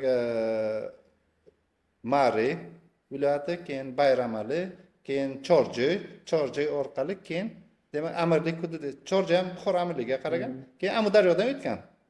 Amudaryo ustiga ko'prik qurib, demak, temir yo'lni o'tkazib, Olot, Qorako'l, Jondor orqali bunday Buxoro tumani orqali olib kelib asosiy joyini, demak, endi Kogon vokzal. Vokzal Kogon tanlangan va shu yerda qolishgan. Birinchi, demak, Rossiyadan keladigan mehmonlar ham shunday kelib, shu yerda, demak, tushishlari mumkin edi. Endi bu yerda ularni qabul qilib oladigan bir rezidensiya bo'lishi uchun, demak, Amir Abdulahxon, demak, Rossiyada ko'rgan saroylari chizmasiga qarab, g'arb va sharq me'morchiliklarini ifoda etib, o'shalardan foydalanib, demak, shu saroyni qurdirishga buyruq beriladi. 1896-97-yillarda, demak, qurilgan va shu bilan, demak, qoldi. Endi Yevropa an'anasi qurilishda, me'morchilikda ishlatilgani uchun ko'pchilik, demak, xuddi cherkovdek qabul qilib. O'sha savolimizga qaytaylik ustoz. Agar misol o'sha davrda mustaqilligimiz qaysi bir shaklda erishilganda, amirlikdan keyin misol davlatchilik mustaqil bo'lganda, bugungi kun holatimiz qanday bo'lgan bo'lardi? Endi bizlar qaysi yo'lda bo'lardik degan savol tug'iladi-da. O'sha hozirgi masalan Osiyoda ham xuddi Buxoro amirligiga o'xshagan davlatlar haligacha bor. Masalan, Birlashgan Arab Amirliklari 7 ta amirlikni qo'shilishidan 1971-72-yillarda tashkil topgan. 7 ta amirlik qo'shilib, masalan, Abu Dabi amirligi, Dubay amirligi va hokazo qo'shilib, masalan, Birlashgan Arab Amirligi tuzildi. Yoki u yerda Ummon sultonligi bor, Bruney bor, Kuvayt bor, Qatar bor, amirlar boshqaradiganini aytami? Davom etyapti. U ham amirlik tugab mustaqil bo'lganimizda. Turkiyaga o'xshab misol 1920-yilda. O'sha paytda. Buxoro Xalq Sovet Respublikasi tuzildi. O'sha qolganda. Fayzullo Xo'jayev o'yladi, demak, endi Buxoro Xalq Sovet Respublikasi tuzildi. Ruslar, demak, Buxoroni tark etib chiqib ketadi. Bizlar ham xuddi Yevropa davlatlaridek rivojlanishni boshlaymiz deb xayol qildi. Lekin bu Rossiya bu hududlarni o'z ta'siridan chiqarishni istamadi. Va bu yerda o'zini askarlari bilan nazoratni ushlab turdi. Va istaymizmi, istamaymizmi, ular belgilab bergan chiziqdan chetga chiqa olmasdik. Chunki harbiy kuch ularning qo'lida. Ular har bitta gapida sizlarni amirlik zulmidan bizlar ozod qilganmiz. Shuning uchun bizlar sizlarni katta og'alaringiz. Sizlar bizlarni aytganlarimizni bajarishlaringiz kerak degan nuqtai nazar bilan yondashganlar. shu to umrini oxirigacha Fayzullo Xo'jayevni shu tark etmagan. Bu yaxshi ish qilib qo'ydimi, yomon ish qilib qo'ydimi, u yaxshi bo'lishni istadi. Lekin ishlar chappasiga aylanib ketdi. Bu endi tashqaridan qilingan inqilob deyiladi-da. U amirlikni xalqi bunga tayyor bo'lmasa, ongi tayyor bo'lmasa, dunyo qarashi tayyor bo'lmasa, tashqaridan import qilib kelingan inqilob tashqaridan tashqi kuchlar yordami bilan amalga oshirildi. Agar o'sha tashqi kuchlar hujum qilib kelmaganda edi, ichkaridagi jadidlar bosh ko'tarib chiqa olmasdi. Ular tashqi kuchlar yordami bilan amirlikni ag'darib tashladilar. Lekin u yog'i o'zlari istaganda bo'lmadi. Buni to'g'ri qabul qilish kerak. Demak, shunday rivojlanishda davom etsa, Buxoro Xalq Sovet Respublikasi tarzida masalan davom etsa, demak, hozirgi zamonaviy, demak, rivojlangan arab davlatlarida ko'pgina arab davlatlarida demak rivojlanish kuchli bo'lyapti. Mumkin u neft, gaz va eng asosiysi ularning rivojlanishi logistik jihatdan juda qulay yo'lda va eng asosiysi suv yo'llariga, okean yo'llariga yaqin joylashganligi. Buxoro Xalq Sovet Respublikasida, Buxoro amirligida bu holat bo'lmagan. Bizlar quruqlikning ancha ichkarisida joylashganmiz. To demak, okeanlarga chiqib borishda bir nechta davlat hududini bosib o'tishimizga to'g'ri kelyapti. Hozirgi paytda ham mustaqil O'zbekiston Respublikasida ham shu juda katta dolzarb muammo bu logistika. Demak, tovarlarni, mahsulotlarni demak yetkazib berish bir nechta davlat hududini bosib o'tishimizga to'g'ri keladi. Demak, agar oqilona yo'lga qo'yganlarda edi, mustaqil yo'nalish, mustaqil o'zining siyosatini olib borganda edi, demak, yutuqlarga erishishi mumkin edi. Bu yana ikkinchi navbatda yana aytamiz, bu hammasi ta'limga bog'liq. O'sha xalqni ongi bunga tayyor edimi amirlik ag'darilishiga? Tayyor emas edi ko'pchilik. Buxoro Xalq Sovet Respublikasi paydo bo'ldi. Yangi ta'lim tizimini kiritdik. Yangi ta'lim tizimi bilan yoshlarni tayyorlab bordik. Yangi kadrlar, mutaxassislar paydo bo'ldi. Demak, o'shalar orqali kelajakda yangi rivojlangan davlat qurishimiz ham mumkin edi. Lekin yana aytamiz, demak, o'sha ta'lim bilan yoshlarni tayyorlab borish orqali. Yoki Afg'onistonga o'xshab qolishi mumkin. Bunday holatlar ham bor. Agar millatlararo munosabatlarga e'tibor bermasak, asrlar davomida bizni xalqlarimiz bu yerda urug' qabilachilik tuzumida yashab kelganlar. Demak, 92 ta o'zbek urug'i bor. Urug' bo'lib. Endi agar o'sha urug'lar hammasi birlashib, demak, yagona millatga aylanishi kerak. Xalqqa aylanishi kerak. Olomon bo'lmasligi kerak. Olomon bu to'yda. Kim qayerga yetaklashsa boradigan, biron bir masalani mohiyatini tushunmaydigan, ularni boshqarish oson, xuddi podani boshqargandek. Lekin qachonki ongli xalq darajasiga yetishsa, har bir qilayotgan ishlarni oqibatini his etib tursa va ana shu orqali yangi avlod yetishib chiqqan bo'lsa, o'sha davrlarda mumkin boshqacha rivojlanish yo'lidan ketgan bo'lardik. Lekin bu afsuski deymizmi yoki o'zi shunday ketgani ma'qul bo'ldimi? Endi bu bizga qorong'i, chunki doimo ehtimollar nazariyasini bizda ishlatmaymiz. Agar shunday bo'lganda nima bo'lardi deb. Tarix shu qismatda, taqdirda yozilgan ekan, shu yo'nalish davom etdi va shu yo'lni bosib o'tdik. Yaxshimi, yomonmi? O'sha davr xalqimiz tarixida aks etdi. Undan qochib qutulib bo'lmaydi. Mumkin yaxshi bo'lishi ham mumkin edi, mumkin hozirgi Afg'oniston davlatiga o'xshagan yana o'sha urug' qabilachilik ga asoslangan turli guruhlar o'rtasidagi keskin kurashlar ham bo'lishi ham hech gap emas edi. Shuning uchun bu ehtimol. Tarix takrorlanadi degan gap rostmi o'zi? Bormi shu narsa? Yo'q, tarix takrorlanadi degan gapga ishonmayman. Chunki tarix ayrim voqealari ma'lum bir davr o'tgandan keyin masalan o'shani qaytadan tiklashga, qaytadan o'shani rivojlantirishga qaytadan harakat qilishlari mumkin, lekin aynan tabiatni hodisasi singari demak qaytadan yoz kelishi, qaytadan bahor kelishi, qaytadan fasllar almashinuvi kabi tarixning takrorlanishiga ishonmayman. Chunki u har bir davrga, har bir muhitga, insonlarning dunyoqarashiga bog'liq narsa. Istasalar o'sha davrni qaytadan tiklashlari mumkin. Bu ilm-fan sohasida yuqorida aytib o'tganimizdek juda ko'p bo'lmagan. Demak, sharq yuksalgan, asta-sekin g'arb yuksalgan, bir-biridan o'rnak olib, demak bir-birini ilm-fan yutuqlarini o'rganib olib, ular yangicha sistemani yaratib ketishgan va tarix ana shunday, agar kimlardir shu nazorat tutgan bo'lsalar, tarix takrorlanib turgan bo'lishi mumkin ma'lum bir davr bosqichida. Lekin aynan tabiat qonuniga o'xshab aynan shunday holatda takrorlanadi deyish xato. Tarix bilan biografiyani nima farqi bor? Juda katta farqi bor. Tarix, geografiya, tarix. Biografiya. Biografiya. Ha, biografiya inson shaxslarni taqdirini nazarda tarixni o'zgartirgan juda ko'pgina shaxslar bo'ladi. Yo'q, mana biografiya fani bor. Umuman fan emasmi? Biografiya degan Tarjimai hol deb biz. Keyin tarix bor. Masalan, ba'zi bir insonlarning biografiyasi tarixning bir qismi. Ba'zilarniki tarixni bir qismi hisoblanmaydi. Shuni nazorat qilmoqchiman-da. Demak, savol shunga borib taqalayaptiki, demak tarixdagi shaxslar biografiyasi, ya'ni qanday rol o'ynagan tarixda, tarixni o'zgartirib yuborganmi o'shani. Tabiiyki, tarixni ham shaxslar yaratadi, xalq yaratadi. Tabiiyki, har bir xalqni demak lideri bo'ladi.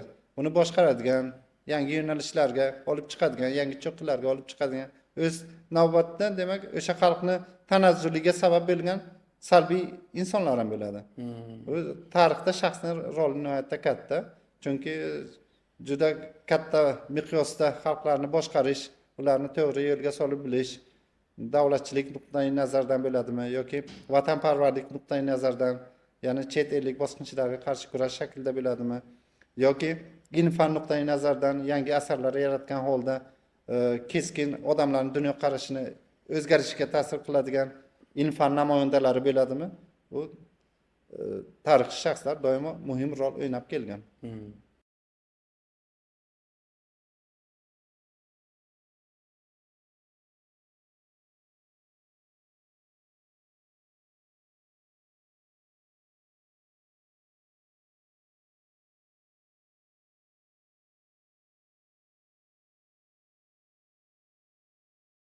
Hozirgi zamonaviy metodlarga tarix o'qituvchilariga demak maslahat bergan bo'lardim. Har bir tarix o'qituvchisining o'zining demak bazasi bo'lishi kerak, bazasiga ega bo'lishi kerak. Darslar davomida iltimos ustozlar demak o'zlaringizni bazalaringizda yaratgan bo'lsangizda unumli foydalanish kerak. Bazaga nima kiradi? Bazalarga birinchi navbatda audio, video, vizual demak kontentlar demak. Har bir ayniqsa tarix faniga oid nihoyatda ko'p video materiallar ishlab chiqilgan. Bu o'zbek tilida bo'ladimi, rus tilida bo'ladimi, ingliz tilida bo'ladimi, bemalol bor. O'shalarni tarjima qilib yoki to'ppadan to'g'ri mavzuga aloqadorlik jihatdan masalan qo'yib bersa bo'ladi dars davomida. Faqat quruq ma'ruza o'tib dars davomida o'qituvchi faqat ustunligini ko'rsatib, bizlarda 90% o'qituvchi rol o'ynaydi. Boshdan oyoq faqat gapirib turish kerak, o'quvchilar tinglovchi bo'lib qolyapti. Eng yomon illatimiz ham shu. U darsni rang-barang qilib o'qitish uchun, demak, o'zini bazasiga ega bo'lgan o'qituvchi ana shu video, audio kontentlardan foydalangan holda va boshqa manbalar, masalan, test variantlari bo'ladimi, masalan, ularni bilimini tekshirishda va boshqa kontentlardan yaxshi foydalansa agar yaxshi effekt beradi. Lekin ularni hammasini jamlab qo'yish, uni bo'lib chiqish, eng asosiysi u kontentni ham demak o'quvchilarga ko'rsatishdan oldin avval o'zi ko'rib chiqib, demak o'zimizni xalqimizga, o'zimizni tegishli qismini olib, masalan, kontentlar nihoyatda son sanoqsiz, u yerda masalan salbiy g'oyalar ham bo'lishi mumkin, masalan, qoralovchi g'oyalar ham bo'lishi mumkin.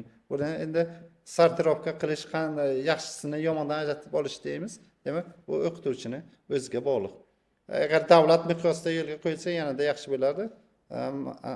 Masalan, maktabgacha Maktab ta'limi vazirligi yaxshi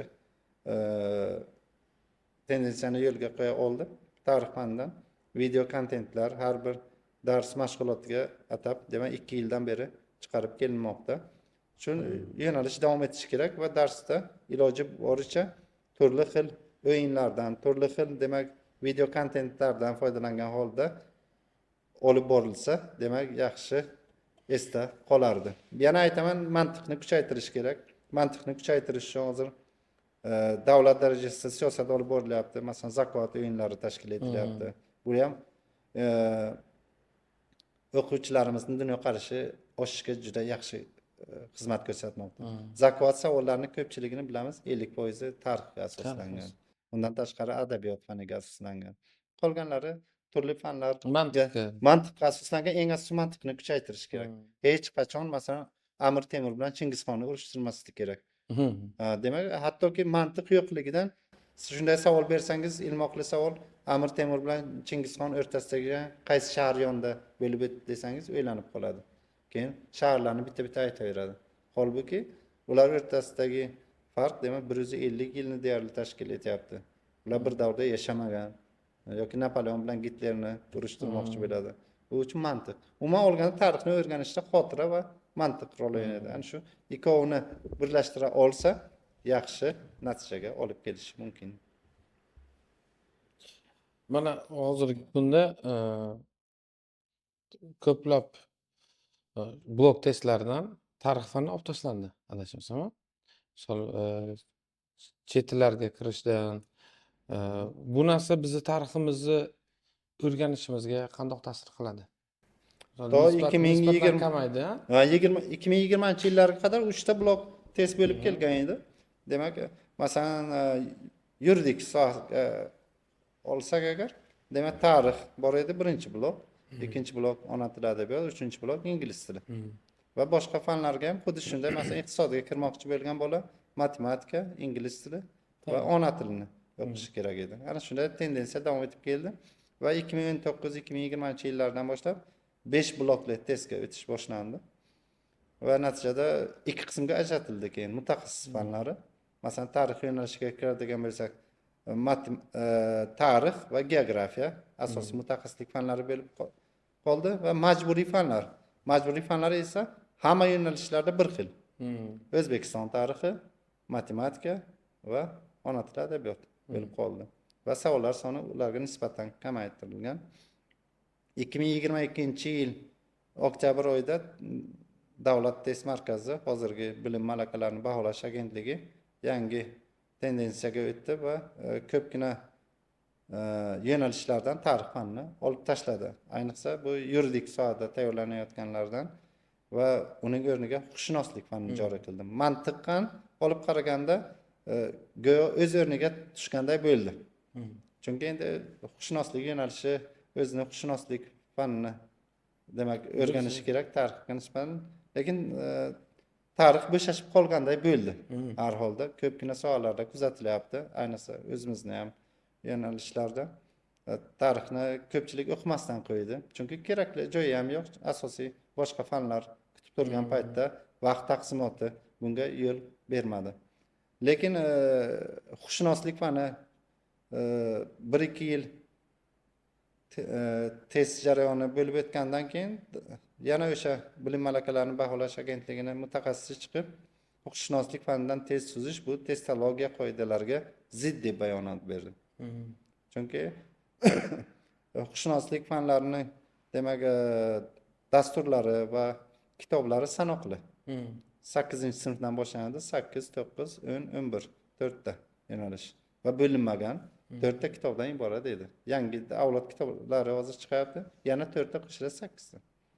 Masalan, tarixdan esa ham O'zbekiston tarixi, ham jahon tarixi 5-sinfdan boshlab o'rgatiladi to 11-sinfgacha. Bu ham ikkiga bo'linadi, O'zbekiston tarixi, jahon tarixi. Nihoyatda manbalari ko'p va test tuzishga ham nihoyatda ko'p manba inobatga olinadi. Tarix kitoblarida test tuzadigan jumlalar nihoyatda ko'p. Endi huquqshunoslik darsliklarida varaqlab chiqqanimizda, demak bu narsalarni juda kamligiga guvoh bo'ldik va ko'pchiligi gaplardan iborat va aniq bir unaqaga ega bo'lgan, demak savollar soni nihoyatda kam. Mumkin test markaz nima uchun bu ga bordi? Savollar har yili yangilanib turishi kerak.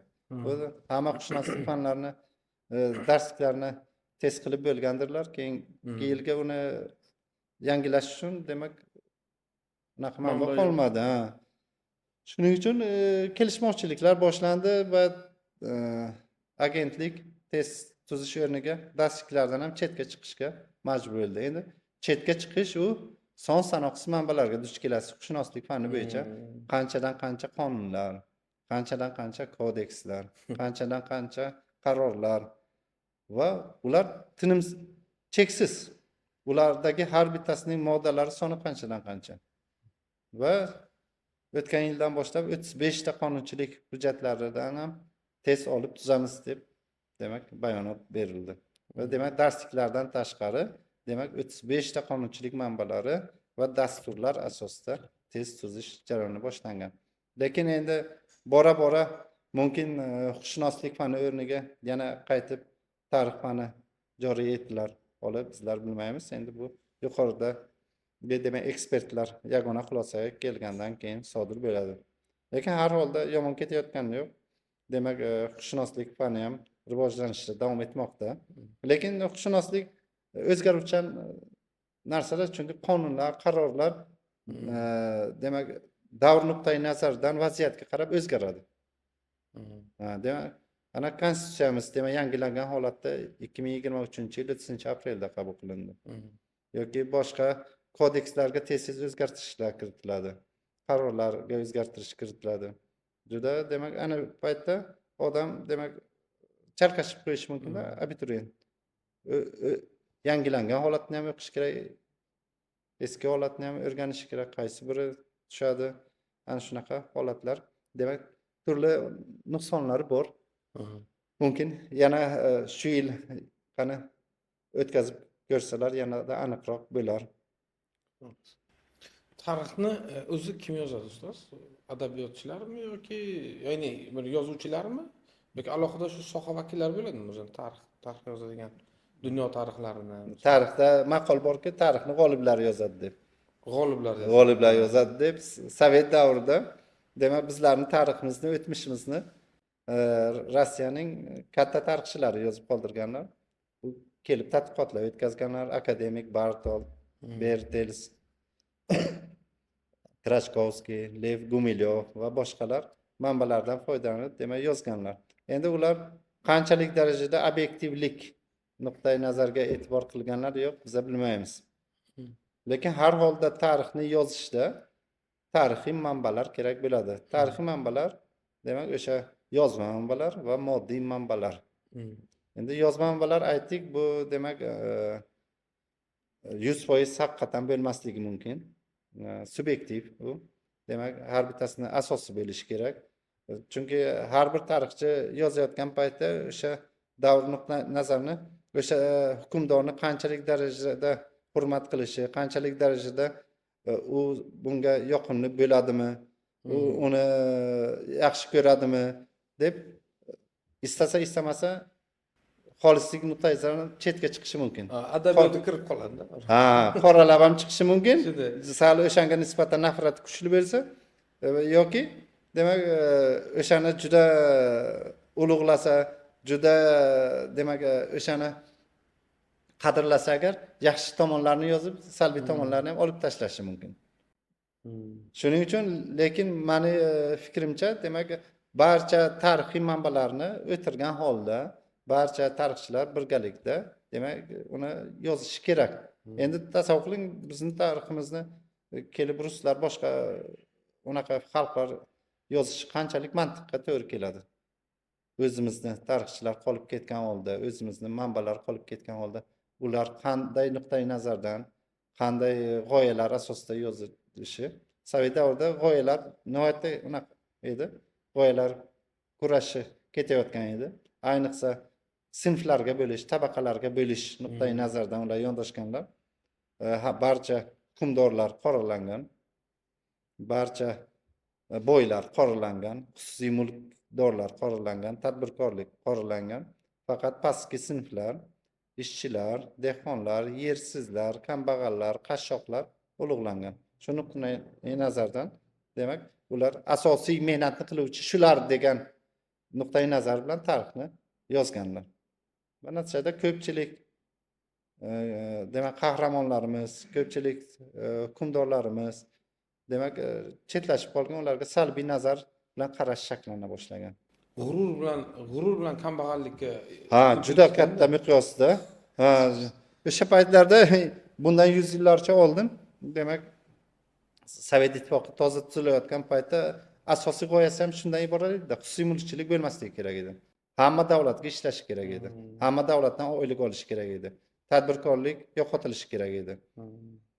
Shu nuqtai nazardan ketilib xalq ham ikkiga bo'linib qolgan edi o'sha paytlarda. Endi har bitta jamiyatda istayingizmi, istamayingizmi tabaqalar bo'lishi tabiiy hol. Lekin jamiyatning asosiy negizi bu o'rtahollar. Har bitta mahallada, har bitta demak qishloqda o'ta kuchli milliarderlar ham, boylar ham bo'lishi mumkin, 5%. O'ta qashshoqlar ham bo'lishi mumkin, 5%. Lekin asosan 90% o'rtahollar o'z oyligi bilan kun kechiruvchilar, ularda dang'illama mashinalar, dang'illama qasr uylar yoki milliardlab pul topishlar bo'lmasa ham o'z kunini o'zi ko'radi va asosiy mehnat qiladigan, asosiy moddiy ne'mat yaratadigan ham shular bo'lib qoladi. Boylar bilan kambag'allar masalasi turli davrlarda ham bo'lib kelgan, turli jamiyatda ham bo'lib kelgan, bundan buyon ham bo'ladi. Lekin iloji boricha o'rta hollikka kambag'allarni chiqarish masalasi qo'yilgan. Endi boylarni ular to'liq yo'qotdilar-da, lekin boylarni jamiyatda bo'lishi, ularni son sanoqsiz demak moddiy mulklarga, xususiy mulklarga ega bo'lishi, ishlab chiqarish demak vositalarga ega bo'lishi u jamiyat uchun bir tarafdan foyda, chunki ulardan davlatga soliq tushadi. Davlatning asosiy manbasi bu soliq. Shuning uchun ularni jamiyatda bo'lib turishi demak soliqchilikni kuchaytiradi. Endi soliqni bilamiz, qancha xarajatlarga, nafaqalarga, oyliklarga, pensiyalarga va hokazo maktablarni ushlab turish uchun, armiyani, mudofaani ishlab turish uchun barcha sohaga juda katta foydasi tegadi. Bugungi kunda o'qitilayotgan O'zbekiston tarixini kim yaratgan, kim yozgan? Ya'ni kimlar tomonidan yozilgan? Endi Ruslardan qolgan tarixmi yo biz sekin-asta o'zimiz yozgan tarixga qaytyapmizmi? o'zimiz yaratgan tarix, afsuski, demak 20-yillarda alifboning o'zgarishi tufayli juda katta o'zgarishlarga uchradi. 1400 yil davomida demak bizlar arab alifbosidan foydalanib keldik. Arab alifbosiga asoslangan eski o'zbek yozuvimiz bor edi. Va ana shuncha yillar davomida 100 minglab yozma manbalarimiz hammasi o'sha demak yozuvda yaratildi. To 1929-yilga qadar. 1929-yilda eski lotin yozuviga o'tdik. To 1940-yilgacha 11 yil o'shanda bo'ldik. 1940-yildan boshlab demak kirilcha yozuvga o'ta boshladik. Mustaqillik davriga kelib, kirilcha yozuv bilan parallel ravishda hozir demak yangi lotin yozuvi demak kirib keldi jamiyatimizga, undan ham foydalanyapmiz. Lekin tarixni yozishga deyapsiz, tarixni yozishga u asrlar davomida yaratilgan shuncha boy tarixiy manbalar bor. Lekin o'shalarni o'rganadigan mutaxassislar qanchalik darajada ko'p yoki kam? Sanoqli darajada. Ulardan foydalanilyaptimi, yo'qmi? Biron bir darslikni yozishga topshirgan paytda darslik yozuvchi muallif qaysi manbalardan foydalanyapti? O'shani so'rayapman. Bu arab tilini biladimi? Arab yozuvini biladimi? Yoki tayyor SSR davrida yaratilgan rus olimlari, rus tarixchilari, o'zimizning o'zbek tarixchilari ham yaratgan. O'shalardan foydalanib, u yoq bu yog'ini epaqaga keltirib, hozirgi zamonaga moslagan holda yaratyaptimi darsliklarni? Afsuski shunday holatlar ko'p bo'lyapti o'shalarni. Asl manbalardan yiroqmiz. Bir necha yillar oldin ma'lumot o'qigan edim. Sharqshunoslik institutida 80 mingdan ziyod qo'lyozma kitob shunday turibdi. Shuncha 80 mingdan ziyod. Tarjima qilishga mutaxassis kam. Tasavvur qiling, har yili 20 tasini tarjima qilarmiz. 30 ta kitobni tarjima qilarmiz. 100 tasini deylik. 10 yilda 1000 tasini. 100 yilda 10 ming tasini. Qancha vaqt kerak 80 ming tasini tarjima qilishga? Yoki juda ko'p olim kerak. Juda ko'p. Agar tezroq tarjima qilinishi. Nihoyatda. Lekin u uchun arab tili va yozuvini o'qiy oladigan, mag'zini tushuna oladigan kadrlar ko'p kerak bo'lib qoladi. Lekin bizlarda bular sanoqli darajada. O'zim ishi ko'p. Ha. Bizlarning yoshlarimiz ham demak ko'proq endi dunyo tili deb tan olingan ingliz tiliga ko'proq qilyapti, lekin dunyoni qarab 20 dan ortiq davlatlarda asosiy til, asosiy yozuv bo'lib turgan arab tilini o'rganish juda kam darajada. Chunki qo'rquv bor. Qo'rquv, chunki diniy kontentlarga bog'lanib ketadimi degan qo'rquv yashaydi qalbimizda. Shuning uchun bu narsalarga sal ehtiyotkorona munosabatda bo'lyapti. Shuning uchun arab tili yozuvini o'rganish deyarli darajada kam. Xalq ham o'zi ham unchalik o'shanga tashna emas, intiq emas o'shanga. Bo'lmasa shuncha manbalarni unaqa qilib o'rganib chiqib, ularni tarjima qilib, o'shalar asosida qanchadan qancha ilmiy ishlar ham qilsa bo'ladi. Lekin qani o'sha ishtiyoq? Mana 1400 yildan beri arab tilida dan foydalanib keldi bizning xalq. Undan oldin qaysi alifbodan foydalanishgan? Ha, endi tarixga yana milodiy 7-8 asrlarga qadar, ya'ni arablar bostirib kelgunga, yana islom dini kirib kelishiga qadar O'rta Osiyoda so'g'diy til, so'g'diy yozuv, xalqaro savdo tili, so'g' tili bo'lgan. Hozir ingliz tili ham yerga. Xitoyga borsangiz ham ingliz tilida gapirasiz. Yevropaga ham, Amerikaga ham. Dunyo tili, lingua franca bo'lgan. Ha, o'sha paytda demak so'g' tili. Buyuk Ipak yo'lida asosiy til so'g' tili bo'lgan. So'g' savdogarlarning mavqei baland edi. So'g' bu bizda hududda kirganmi? Ha, biz So'g'diyona hududi. Va so'g' tili ana shu yerda shakllangan. Bizning til glавный til bo'lgan. Bizning til, ha. O'sha tillar asosida keyinchalik o'zbek va tojik tillari shakllanib kelaverdi. Asos o'shalar so'g' tili, Baqtriya tili, Xorazmiy tillari asos edi. Qadimgi turkiy tillar bo'lgan, qadimgi turkiy yozuvlar bo'lgan, O'rxun Enasoy yozuvi, boshqa hududlarda topilgan to'niq bitiklari deymizmi, hokazo ular ham bo'lgan qadimgi. Bor edi, lekin arablar kelib bizlarni eski madaniyatimizdan ayirdi. 7-8 asr boshlarida kelib eski yozuvlarimiz, eski yozuvlarda bitilgan son sanoqsiz manbalarimizdan yo'qotilgani tufayli bizlar ayrilib qoldik. Va o'sha 8-asr boshlarida shunday holat bo'ldiki, insonni nafaqat dunyoqarashi, balki tili ham, dini ham, yurish-turishi ham, kiyim-kechaklari ham hammasi keskin o'zgardi. Katta inqilobiy o'zgarish bo'ldi u. Shu bizni nuqul bosib olaverishgan, ha? Faqat ana shu O'zbekiston. Faqat biz bosib olishgan. Ha, bu to'g'ri, faqat bizlarga ham emas, boshqa dunyo davlatlariga ham tegishli. Nima uchun shunday bo'lgani? Birinchidan, Buyuk Ipak yo'lining markazida, O'rta Osiyoning markazida joylashganimiz yaxshi foyda bergan. Ha, va markazda demak istagan demak o'tib ketayotgan ham bir kirib o'tgan. Yaxshi niyatda kelganmi, endi yomon niyatda kelganmi yoki shu yerlarni bosib olib, chunki bizlar sivilizatsiya markazlaridan birimiz. Bizlarda shaharsozlik madaniyati oldinroq vujudga kelgan. Ko'chmanchi davlatlar uchun bizlar tayyor ozuqa manbai va tayyor moddiy boyliklar manbai bo'lib xizmat qilganmiz. Tabiiyki, bu yerlarga kelib talash ularga unumli bo'lgan va ular bu yerdan ancha narsalarni o'zlari bilan olib ketsa, ikkinchi tomondan ayrimlari demak ko'chmanchilik qilib yurish jonlariga tekkan bo'lsa ham, shu yerga kelib yo shaharga yashaganlar yoki shaharni atrofida qishlaydigan makonlarga asos solishgan.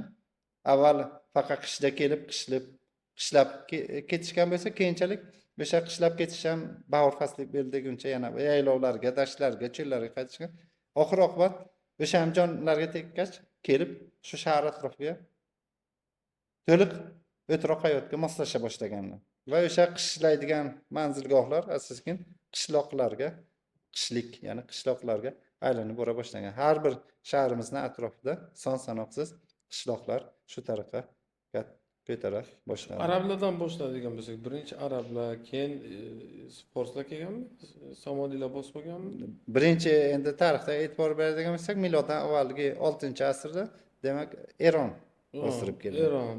Eron boshchiligida, demak, o'sha mashhur hukmdorlari Kir-2, Doro-1 kabi hukmdorlar bostirib kirgan. Ularga qarshi afsonaviy qahramonlarimiz bor. To'maris Malika va Shiroq, Cho'pon Shiroq afsonalari. Undan keyin Aleksandr Makedonskiy keldi. Demak, Ahmoniylar saltanatini tugatdi va demak bizlarning hududlarimizga keyin bostirib kirdi. Yomg'irdan qochib dilga tutilgandek bo'ldik. Keyin unga qarshi Spitamin kurash olib bordi. Undan keyin bu yerda demak Aleksandrning lashkari boshchisi Salafka o'z davlatiga asos soldi, Salafkiylar davlati. Undan keyin Salafkiylar davlati o'rnida Yunon Baktriya davlati asos solindi. Yunon Baktriya davlatidan keyin Kushon podshohligi asos solindi. Undan keyin Xiyoniylar, Kidariylar, Eftaliylar, Turk oqonligi davlatlariga asos solindi. To arablar kelguniga qadar bu hammasi. Bu yerda ham yana bir 15 marta Juda ko'p. Juda ko'p. Achinarli-da shuni. Juda achinarli. Endi o'sha yana aytamiz, bizlar orolda qolgan davlat emasmiz. Orollarda masalan borib bosib olinmagan, shu paytgacha yashab kelayotgan xalqlar bor yer yuzida. Misollar Xitoyning ichki Sof qonni saqlab qolgan. qaysi xalq o'sha? Endi Tinch okeani orollarida va Afrikaning odam borib yetish qiyin bo'lgan changalzorlari yoki Braziliya. Hech kim kerak emas o'yladan. Yo'q, ular o'z sofligini saqlab qolgan. Qon boshqa xalqlarning qoni demak aralashmagan, sof qon. Lekin bizlarni xalqimiz, boshqa dunyo xalqlari demak tabiiyki boshqa xalqlar kelib bosib olgandan keyin nikoh diplomatiyasi bo'lgan.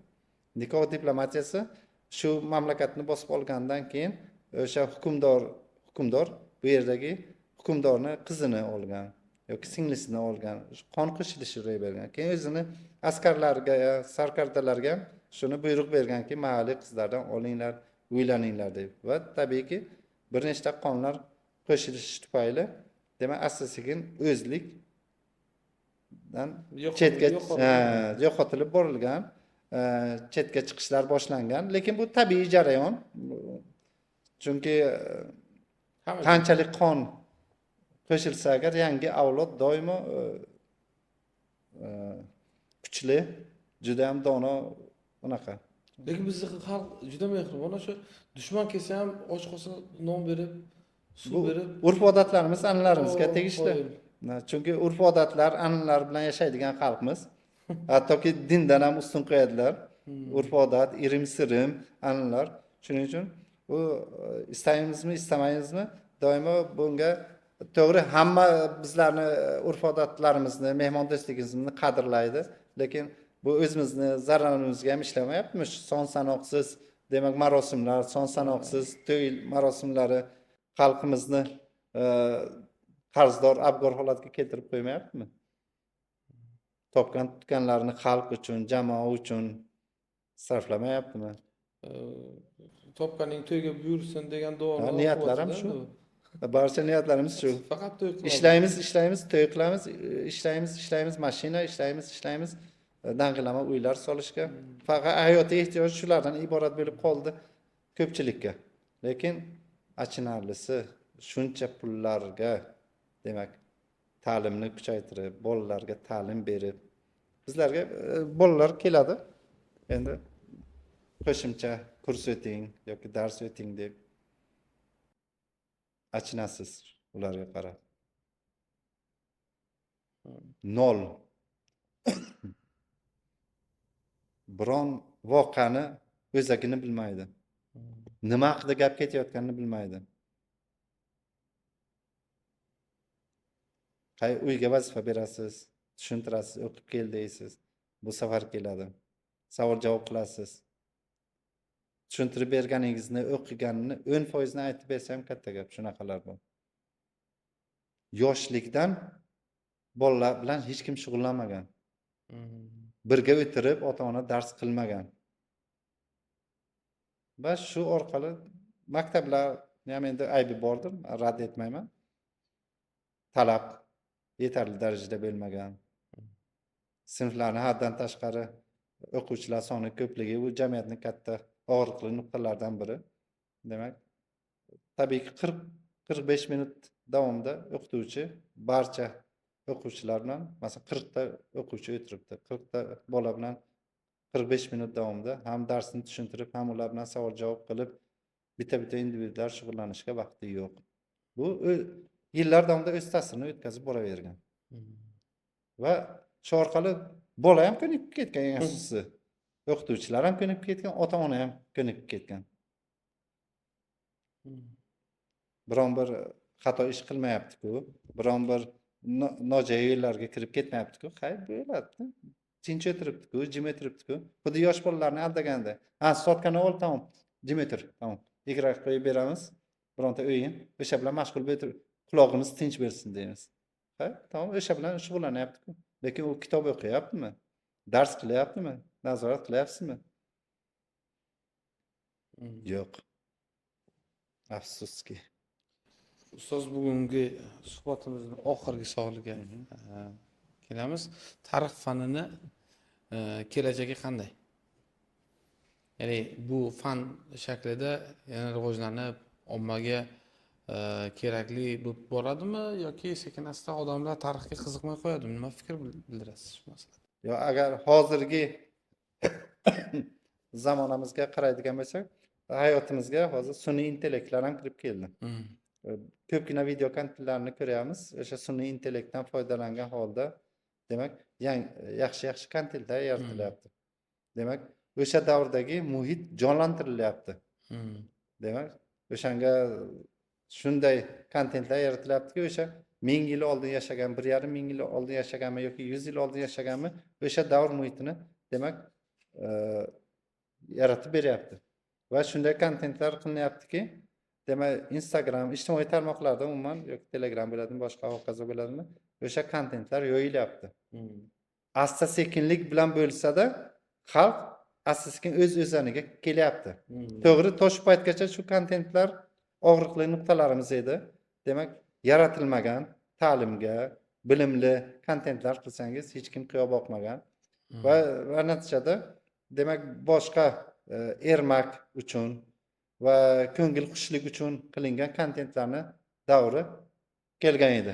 Hozir ham davom etmoqda, rad etmaymiz. Bitta klip chiqarsa agar bir necha million prosmotr, bir necha million ko'rishlar, lekin ta'limga oid bironta kontent qilinsa agar million u yoqda tursin, o'sha 1000 ta, 10 mingta, 100 mingta darajasiga yetkazish juda qiyin. Juda bu katta og'riqli nuqta. Va eng unaqasi, masalan, yoshlik davrlarimizda bizlar badiiy filmlarni ko'rardik, katta kinolarni 3 soat, 2 soat o'tirgan holda miq etmasdan ko'rardik. Lekin hozirgi zamonaviy yoshlarni afsuski, demak, 1 soat televizorni oldida ushlab tura olamizmi? 10-40 sekundlik, 1 minutlik videolarga o'rganib qolgan kontentlarga. Instagramni yoqib oladi, ha, hu. Bir-birini ustidan kulishlar. 1 minutda butun yoshlik kinoni mavzusini. Ha, ana shunday holatda. Bu juda keskin ta'sir qilyapti va dunyo qarashimiz ham shunga tor bo'lib qolyapti. Kontentlar ularni tarbiyalayapti. Bu juda yomon, og'riqli holat. Kelajak nima bo'ladi? Shuni ko'p o'ylab o'tiraman. Lekin birta narsa tasalli berib turadiki, ana demak, xususiy o'quv markazlari, xususiy maktablar, prezident maktablari, ixtisoslashtirilgan maktablar paydo bo'lyapti. Demak, turli fondlar tashkil etilmoqda, masalan, El yurt umidi fondi. Har holda o'qiyman deganlarni, demak, davlat tomonidan homiylik qilib, grantlar olib berib, chet ellarga o'qitib kelishlar. Bu yaxshi tendensiya. Maktablarga asta-sekin e'tibor bera boshladik. Maktablarni rivojlantirish, infrastrukturasiga e'tibor berish kirib kelyapti asta-sekin. Lekin bu endi ancha yillarni o'z ichiga oladi. O'qituvchilarning fojiasi shundaki, ko'p sonli bo'lganimiz. 700 mingdan ziyod o'qituvchilar bor. Ularni oyligini bir kun ichida, bir yil ichida ko'paytirishni aslo iloji yo'q. Bu juda budjetni deyarli hammasini shunga yo'naltirishga to'g'ri kelib qoladi. Shuning uchun bosqichma-bosqich, lekin yaxshi bo'lib boryapti. Rad etmayman. Sertifikatlar barcha fanlardan joriy etilyapti. Sertifikat olsangiz 50% oylikka qo'shib berishlar, masalan, ustamalar, direktor ustamasi jamg'armasi, toifalar olish, masalan, attestatsiyadan o'tkazgan holda.